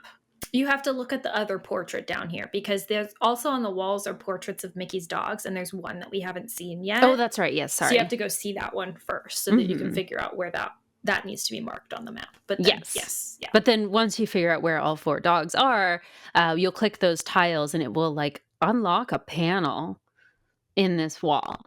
And then that leads you to another passageway, but that has a locked door at the end of it. So we need to find the key for that. So if we go back to the place where the maps are and we continue down that like tunnel or whatever, we end up in this very large chamber and we see dog kennels down in here. And this is where we meet the ghost dogs. They're real dogs that somebody has been dressing up as ghosts. They're actually sweet little babies, look like Rottweilers. And you see that somebody has been like taking care of them. Like there's a little area here with like dog food and some like training tools and stuff like that. And what else do we have? Dog whistle. Yeah, there's a dog whistle. Bark if you turn it on. There's glow in the dark toothpaste. Like someone has been making their teeth glow at night. And then there's little like head strap thing, that, like headpiece basically that you could put on the dog that makes it look like it has glowing eyes. This I felt like was overkill because I do have to like, have you ever looked at a dog's eyes in the dark? Like they glow. creepy in and of themselves. Like it's Yeah. pretty, it's not quite glowing, but like reflective. So it's like, Yeah. you don't really need that. I feel like the glow in the dark teeth Yeah, that would do it. is probably enough. I feel like this would really annoy a dog too. Yeah. To have it like around your ears, like, Mhm. yeah. Well, and then what's over their eyes? Like, can they see? Like, can they see it all? Are they getting some of the light into their eyes? That's not nice. yeah. So somebody's been taking care of them, arguably not the best treatment here. We do find a key on the table here. So maybe that's the key that we need for that other door. And then we also find a little journal here. A journal that belongs to Emily. And she's written some things here like Cher needs to go to the vet and Bruce has been doing this. So we learned that the dogs' names are Eddie, Cher, Bruce, and Meryl, all named after famous celebrities, obviously. Proof as well in the journal, admission that Emily's still dragging the lake. Actually, she does this while the dogs are attacking. She'll let the dogs out and use that opportunity to make sure nobody's watching her dragging the lake. And turns out Emily knows about the gold. Hey. And she is trying to scare Sally away from the house so that she has opportunity to look for it. So we know it's Emily behind all this, but we still have to find this gold, right? So yes, so this is where we have to go back down the tunnel and then into the second tunnel that's behind the tile door with the map on it. And this automatically like locks us into the tunnel. So we have to use that key that we found with Emily's stuff to open this room. And this puts us into this like vault space. Yeah. I'm really confused about this. It's like wet and drippy, and like the vault itself that we have to like get into, like the vault door. There's obviously like water behind it. Is this our well? It's a well. I would assume it's ours because we're directly under the Malone property, right? Okay. But then why would a well work like this for a private? Yes, first of all. But then also, like, is this why our well is contaminated with arsenic? Because there's gold in it? Oh. And I looked this up because I was like, does gold give off arsenic? And not really. I mean, like, if like a gold mine can, but it's from like the byproduct of like mining. So it's not like the gold bars themselves. Right. So I don't know. Anyway, sorry, continue. Whose well is this? It's got to be Mickey Malone's well. It's got to be Sally's well. This is massive. And we're just at the basement level? Like, who dug all this out? That's true. Who dug out the speakeasy? How did all this come to play? Well, you actually, if you read the one of the articles in the ranger station, talks about how like the men that Mickey hired were like sworn to secrecy. Oh yes, and, I do remember that part. Yeah. So it was like a whole big to do. Huh. But yeah, my thought here is like, okay, well, people like this. How long has this well existed? How deep does it go? Because I mean, to like dig a well, you're going to dig pretty deep, right? So, like, my thought is, like, Mickey dug this well, and then he puts the gold in it later, right? Or did he have another well before? And how did he get the gold in there? Yeah, it's got to be pretty heavy. It feels one bar at a time. Feels like he would have dug it, put the gold in it, and then filled it with water. But then why are we making that the well? When clearly it's not safe to use. Like if you already have another water source, which you would have to, right? Because I don't think I guess it depends on when the hole in the floor gold heist happened. Maybe it was during the construction of his cabin at Moon Lake. I don't know, but like I don't think so because they talk about it kind of like it's happening later. This is confusing. Yeah, I don't know. Anyway. I don't know. Yeah, where are we? What is happening? How did he get the construction equipment to dig all these tunnels underneath his house? Well, okay, but this is the other thing. The tunnels, right? Are we supposed to believe that the tunnels were part of the Underground Railroad? Because Maybe? so Are we we're literally literally yes, underground? that's what I'm like. Is this literally what we're saying? Like, that's not really how that worked. I mean, like, sure, maybe sometimes there were underground spaces that people fleeing might use, but like, it Right. wasn't like it was a series of underground tunnels, you know? Yeah, it wasn't Um, literally.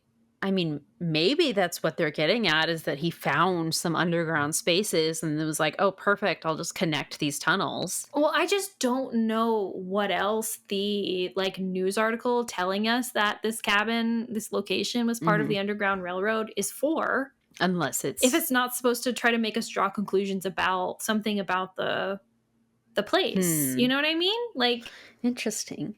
you know? Yeah, I don't know.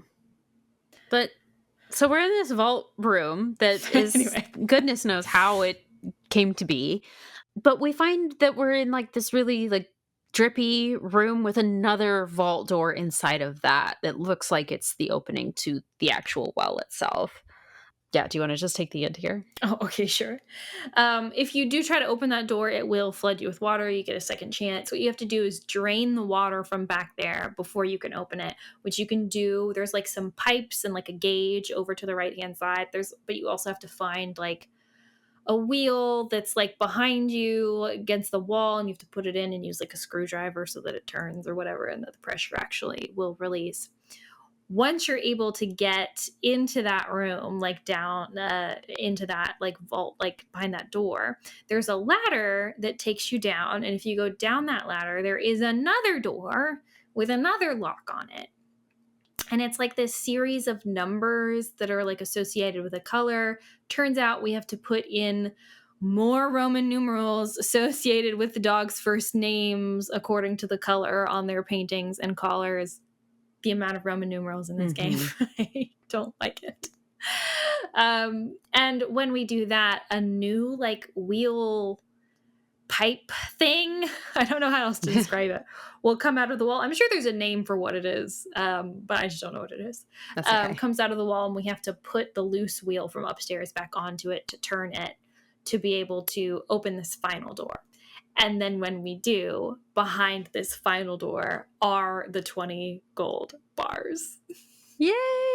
We have found Mickey Malone's treasure. We have found the missing gold. They're massive gold bars, by the way. Like, I don't know what these things would be worth today, but like, it's got to be a lot of money.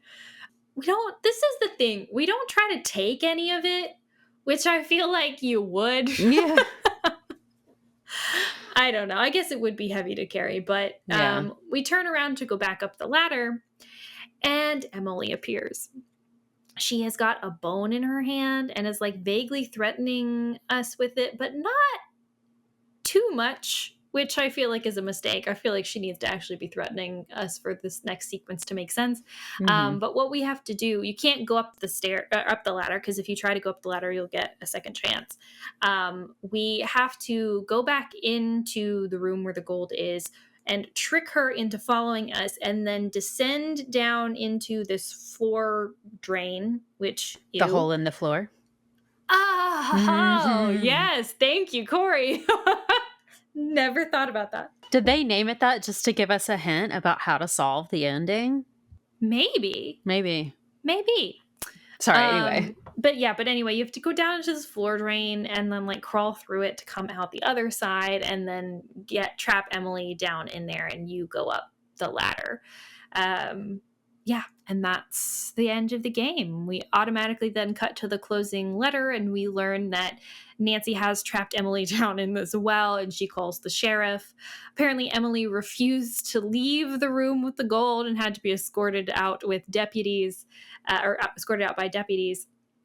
And the resulting police activity of all of this commotion. Wait, so there is a sheriff? Yeah. There's a full police force that comes and gets her. We just learned. Yeah. Oh, that's so frustrating.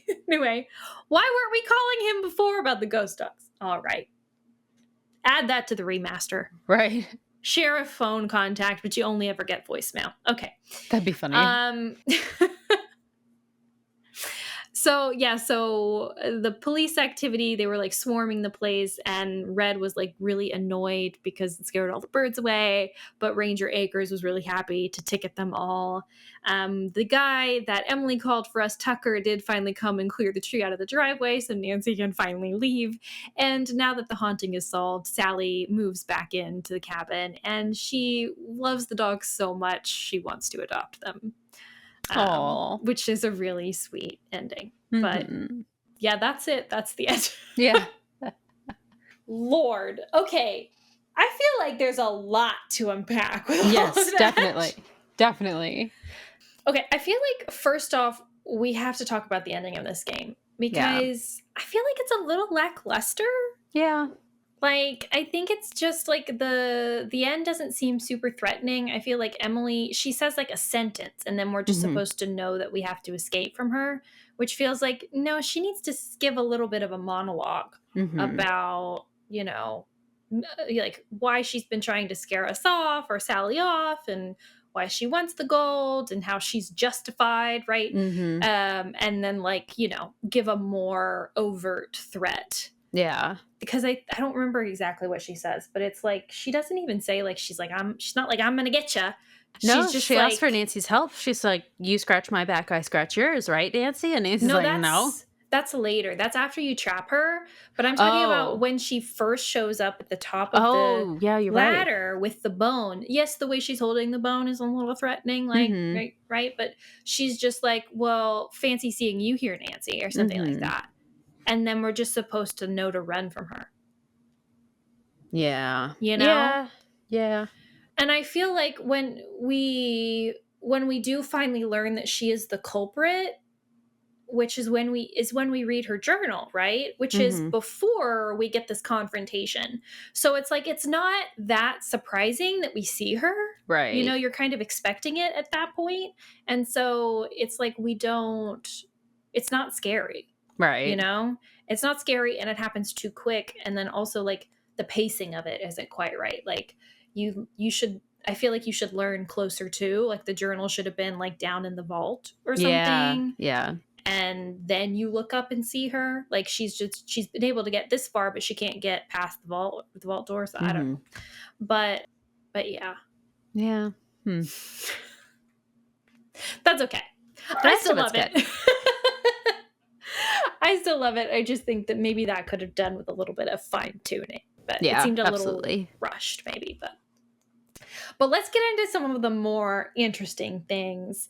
I have to say, I kind of appreciate Emily as a villain character. Oh yeah. Because I feel like she's not a bad person. She just is greedy. That's all. She just wants the gold, which who doesn't? Like, I'm sorry. You know what I mean? Like, it's like gold. It's like ill-gotten gains, right? Like, it's not like, you know, you're stealing money from like someone good, right? Yeah. So it's not like a moral kind of quandary. And it was money from a train, meaning like, and the amount that it was means they were probably robbing like a bank, right? Who is transporting the gold. So it's not like that money needs to be returned to anyone. She's not hurting anyone. She's not hurting anyone. Unless you're Nancy at the very end and you get a second chance, which she clobbers you with her bone. But I guess so. But this is the other thing, right? Because this brings up the question of what all did she actually do? Like, what did she do that was illegal or wrong? Obviously, she's dragging the lake bed, which is illegal. She's not supposed to be doing anymore. But otherwise, she's training dogs. Not illegal. Not illegal to own dogs. Maybe trespassing. Yes, right? Maybe you could get like, if there's like property damage, you could say like vandalism or something like that. You could maybe get a little money that way, like civilly. Oh no, she knocks us over the head. She does hurt somebody and locks us in the shed. This is the thing though, Kori, I don't think she did that. If we'd had a confrontation at the end with a villain monologue where she explains everything she did, we would know for sure. Feels like Red Knot did it. Yes, thank you. you. Yes, it does. Because here's the thing. It happens during the day, okay? Which means that Emily should be at her store, which is open during daylight hours.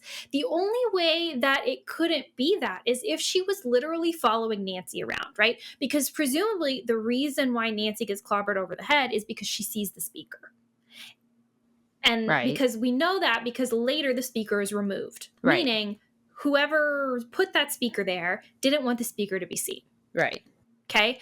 But the only way that Emily would know that Nancy saw the speaker is if she was literally following her around all day. And why would she be doing that? Don't we find the speaker with her stuff in the dog area, like next to the dog food? I feel like we find a speaker. And she comes over. Nancy says something like, Emily came over right after to make me the tea. Possibly. But you're right. Who's running the store? And it would just be really convenient because it wouldn't mean that it's not like, oh, she just happened to run out. It would mean that she would have to have been following us all day, meaning that the store would have had to have been closed all day. Which just doesn't seem likely. It doesn't seem like she would leave her store for that long unless she has someone else tending to it. But that's never implied. No. You know? And when we go, she's always there. And we go this day, too. We have to go for other things that day. Right. So it doesn't make sense to me that it was Emily who knocked us over the head. And because then also, too, so she would knock us over the head, tie us up, put us in the shed, light the shed on fire. But then why are we seeing Red Knot with those gas cans? And he's complaining the whole time about how noisy we are, scaring off all his birds. Yes. It makes sense he would want us gone. And it would make sense, too, that he forgot, right, that the nesting tree was gone and only realized afterwards that it would mean that we would be going down there and looking around and possibly seeing the speaker having unintended consequences. And he, an outdoorsy guy, would be really easy to for him to sneak around in the woods and follow us and see what we see. Now, I don't know what purpose Red would have by putting a speaker on our cabin, but there could be some bird reason. Or he could also want Sally to leave. He could also be harassing Sally. I think maybe the speaker thing is just that is Emily. Maybe that's a red herring. She just happens to be seeing it. He just clobbered us because he saw the opportunity. He's the one that sent us to that spot. True, yes. And then he shows up immediately after we get out of the shed, even though that's not the area he hangs out in.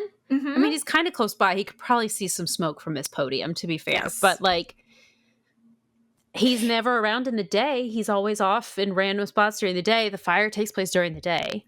I just think that Red Knot gives major serial killer vibes. And this seems to me, if you are into true crime at all, this seems to be like an early offense of a burgeoning serial killer. Yeah. This seems like, okay, opportunistic. Okay, he hits us and then he doesn't kill us. He puts us somewhere and he sets it on fire so that we die as an effect of the fire. That feels very I'm testing out my MO kind of a thing. And we know that Red is extremely misogynistic. He's like, you shouldn't know what a spark plug is. This cabin's no place for one young lady, let alone two. He accuses us of starting the fire. Right. Shifting blame. He doesn't trust us, to know anything. He's weird about the pictures. Yes, young lady, give us pictures. I'm just was he really here casing, following Sally? Was he here, stalking her? Because that's another thing, right? Is stalking is also a precursor to a lot of, murder and other violent crime. And I'm just it would be really convenient. He's oh, I come here every spring. Oh, you mean your hunting ground time? Where you're looking for victims. I'm just he's bird watching. So he's got binoculars and he's wearing camo gear. Makes him very hard to see or spot in the woods all the time. It just feels very convenient. It just feels very convenient. And the not making friends with Sally, but he made sure to come up and have a reason to be in that tree and make this agreement for Sally. I need to be in that platform. Like, I need to get in good with you so that you will not be weirded out by me being around all the time. Makes it easier for me to operate. The very first night that we are there, he is outside hooting outside of our cat, directly outside. Literally on the porch. Has a full-blown conversation with us where he insults us and tells us a spooky story, trying to scare us. Red not as a serial killer. He definitely did the shed thing, and it's just like lost in the mess of Emily's drama. Yeah. Headcanon. Absolutely, he did that. Emily was just here for the gold. She didn't hurt anybody. She was just causing chaos and trying to look for gold. Chaos. And then when she does find us down there in the cellar, she doesn't threaten us. She just says, fancy seeing you here, Nancy. Yeah, she has a bone, but like she was probably going to take that to the dogs, one. Number I would two, hope. Yeah. like maybe she hurt someone and yeah, you might pick up something large to try to defend yourself with. And then when we turn around. The door was open. The door was tunnel, open. Yeah. Yes. So yeah, you would come in prepared. And then she sees us, fancy seeing you here. We don't say anything to her. Nancy doesn't say anything to her. Turns around, goes into the tunnel. Of course you're going to follow. Right. Once you see it's Nancy. And then when she gets in here, Nancy comes out, goes back up the ladder, and is now kind of threatening her. Yeah. And so Emily's like, we can work something out, Nancy. Like, she's like bargaining for her life right now because for all she knows, Nancy could be the bad guy, right? True. Lock her down here. She could die of starvation.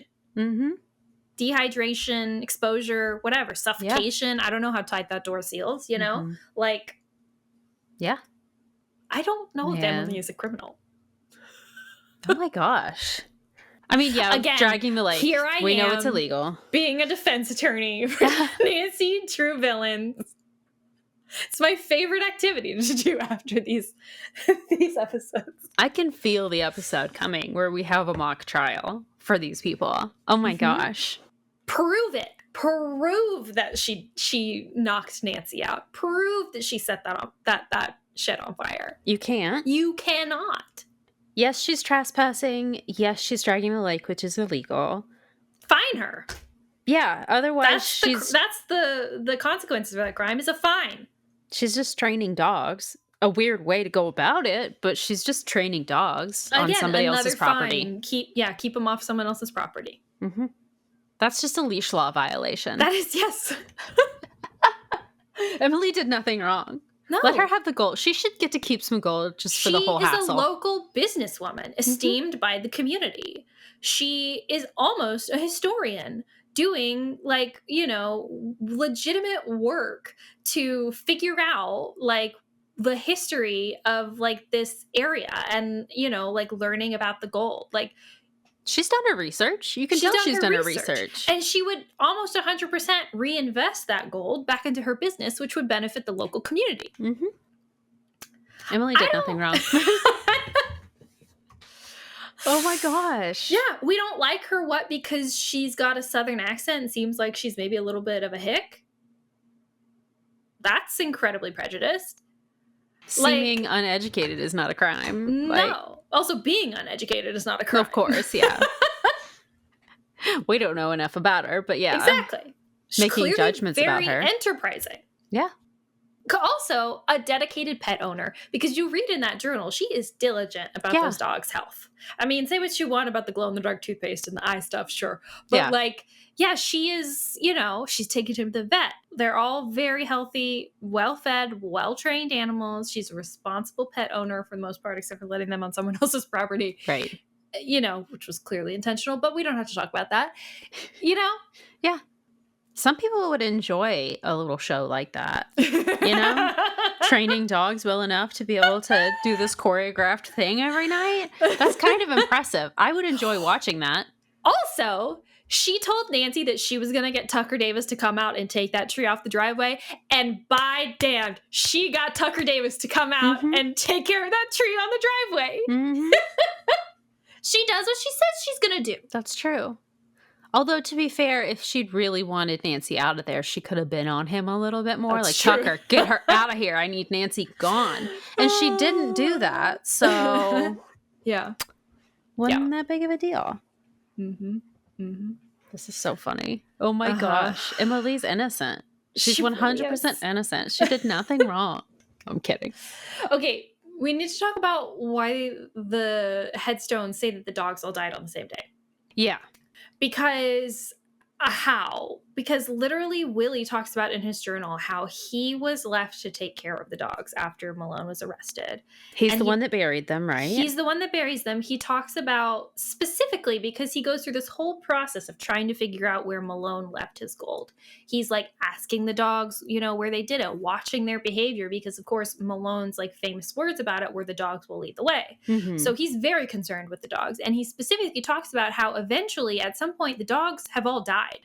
But he talks about it as like they're not dying on the same day. They're dying off because they're getting old, you know, or whatever. I mean, who knows what's happening to them? But like, it's not, there's not one big tragic accident, because he would definitely write about something like that in his journal, be saying like, well, I can no longer follow the dogs because all something four of happened. them. Right. But then also, he was the one too who made those headstones, Mhm. because we learned that, yeah, Mickey gave him instructions to do that, take care of the dogs, and also to get his body to the Moon Lake Cemetery. Mhm. That's where he wanted to be buried. And so he does that. He makes the mausoleum for Mickey and then those headstones for the dogs. But then why is he putting that date on the headstones? Maybe this is just a genuine oversight by the game makers. But like, what a weird, like not picking like random dates, but Mhm. picking the same day. Yeah. That seems really specific. I could understand if they were all born on the same day, like if they were litter mates or something, but they're To not. die all on the same day? That's something else. Still weird. Because they do have different birthdays as well. It's not Yes. like they're all. No. Yeah, it's not like they just have identical headstones. No, They they're not are like all- siblings. No. Like they, yes. Yeah. They're all at least a year apart in age. So Yes. I don't know what that could be about. I wonder if it was like a puzzle that they were going to do, or like a part of a puzzle that just ended up not getting into the game. Oh, maybe. Like you have to change the date or something to make it their Maybe. correct death date. That's gruesome To and open bleak. the Mickey's like mausoleum for something. That would be cool. I always thought that we were going to have to like open his coffin because Yeah. like the way you can walk up to it and click on it, it looks like there's going to be something more there later. I'm like, I don't want to go in there. I don't want to go in. No, thank Yeah, you. I wonder if there's something that they meant to do with that. Because the way that it's laid out too, like the Mhm. way that those 4 headstones are all facing in Mhm. is weird, because that's not normally what you would do, right? Because you need the room to be able to bury them underneath, unless it's just a memorial, which is possible. But like they look like headstones. They look like they're It's- supposed to yeah. be headstones. Yeah. So it's an interesting layout. So I think maybe that's intended to be something else. So maybe that explains it. But otherwise, it's like a really mixed message, because who was it that tells us? Is it Vivian who talks about the dogs? Oh, or yeah, something? Vivian does. Yeah. She talks about the dogs dying, and then Willie talks about the dogs dying like at different times. And so that does not mesh No. with what's on the headstones. So I do love Vivian, Anyway. though. Vivian is a great character. I'm really glad they used Yes. that opportunity to bring Eustacia back as well. Mhm. 2 icons just being old together, hanging out. Yeah. I Yeah. love that they're friends. It's cute. Yeah, I love it. I love it. Eustacia's like one of my favorite characters for Yes. sure. Or the voice actor. Who does, is that Lonnie? I don't know. Cuz it's iconic. Elena Saunders is her voice actor. Well, listen. Good job, Elena, because she's amazing. Mm-hmm. It's amazing, an amazing voice. So Get up and make yourself useful. the gravelly Mhm. quality to it, and the way that like she makes it sound like an older woman Mhm. talking is so good. So good. So good. So Sally, actually, her voice actress, did a lot of familiar characters in the Mm. games. She's Oh. Professor Hotchkiss. This is Carrie Healy as the voice actress for Okay, Sally. yeah. She's also Paula Santos. She is, I feel like she's in a couple other games as well. She's Harper Thornton. Like, she is so many Stop. iconic characters. Yeah. We love Carrie Oh. Healy. She's great. That's so amazing. Mhm. Yeah. Oh, she's fun facts. Simone Mueller as well. Oh, perfect. Oh Yeah, my god. yeah. So she's been in there for a while. Mm-hmm. Yeah. That's amazing. That's so cool. Yeah. okay. I don't know that I have anything else. Yeah, it's just such a good one. It's such a good one and such interesting things to talk about. Yes. Again, I feel like this was the same as with Treasure in a Royal Tower. It's just like, I feel like you can really go deep into these early games, you know? It provokes a lot of thought. Yes. Oh my gosh, I'm not looking forward to our Keep Revise Remaster giveaway, whatever they are, because this is going to be tough. Between this, Treasure in the Royal Tower, like both of those I want to keep forever. So pry them from my cold dead hands. We might just have to change the categories this time. I don't know if I can live with giving any of these away. Ooh. We'll see. We'll see where we land. Out of this one and Treasure in a Royal Tower, I think I know which one is my favorite, but I will not say. Okay, that's all right. We get there. Well, we've got 2 more games that we have to... I guess we have to give a flashlight score too. Oh, that's right. Yes, we have to flashlight. Unless, is there anything else we want to say about Ghost Dogs before we move on? No? Not that I can think of, no. Okay. Yeah. All right. So what's your flashlight score, Kori? I gotta give it another 5. Yeah. Yeah, how about yours? I'm not going to give it a 5. That's okay. I'm going to give it, it's really good. It's really good. And like against all the other games, it is great. Mm-hmm. You know what I mean? But I think there are areas where I just think the pacing just wasn't quite right, or like they maybe dropped the ball a little bit or rushed some things. So I think it could have been developed a little bit better. So I want to give it like a 4.7, 4.78. That's still really high. That's a good score. Yeah. It's really high. It's really good. There's just like some tiny little tweaks I think that I would make to make it better. And I do think that even more so than Treasure in a Royal Tower, that this game deserves a remaster. Absolutely. Because a remaster of this game would be amazing. Yeah. Yeah. Oh, but if only. If only. Yeah. Wow. Next up, I guess, is technically our Halloween bonus episode. Oh, that's true. So I don't know if we want to talk about that or leave that to be a surprise, or if we want to talk about our next episode, you know? Let's maybe leave it as a surprise, but just say, be sure to come back next Friday because we do have a little Halloween bonus episode for you. Mm-hmm, yes. But episode 123, we do already have that figured out. Yes. And again, we are doing another game. This will be number 23, Shadow at the Water's Edge. A fan favorite. Definitely. Progressively more spooky here, too. Yes. So it's also probably the scariest game. One of the scariest games. It's between this and Thornton Hall for me is scariest in the series. But yeah, I think Shadow at the Water's Edge like makes me more scared. But I think Ghost of Thornton Hall is darker. Absolutely. There's no like brighter spaces in that game, or at least Shadow at the Water's Edge. Pachinko parlor and stuff. Right. You don't feel like you're going to get haunted in those spaces. There's Thornton nowhere Hall, safe. there's nowhere off limits in Thornton Hall. So Yeah. But yeah, so I know you guys have been waiting for that. Well, it is coming up next. Thank you to our patrons for voting on that. And I guess we will see you next time. And happy Halloween. Yes, happy Halloween. We'll see you then. Thank you for listening to Regular Nancy Drew. If you like this episode, make sure to rate, review, and subscribe. Email us at regularnancydrew@gmail.com. You can also visit our website, regularnancydrew.com, and also follow us on Instagram at regularnancydrew. You can also support us on Patreon. Patrons at the $3 level vote on upcoming episode topics and get exclusive access to our Scoop Sesh series. And all patrons receive early access to each episode as well as weekly bonus content. And to all you regular Drews out there, thanks for listening.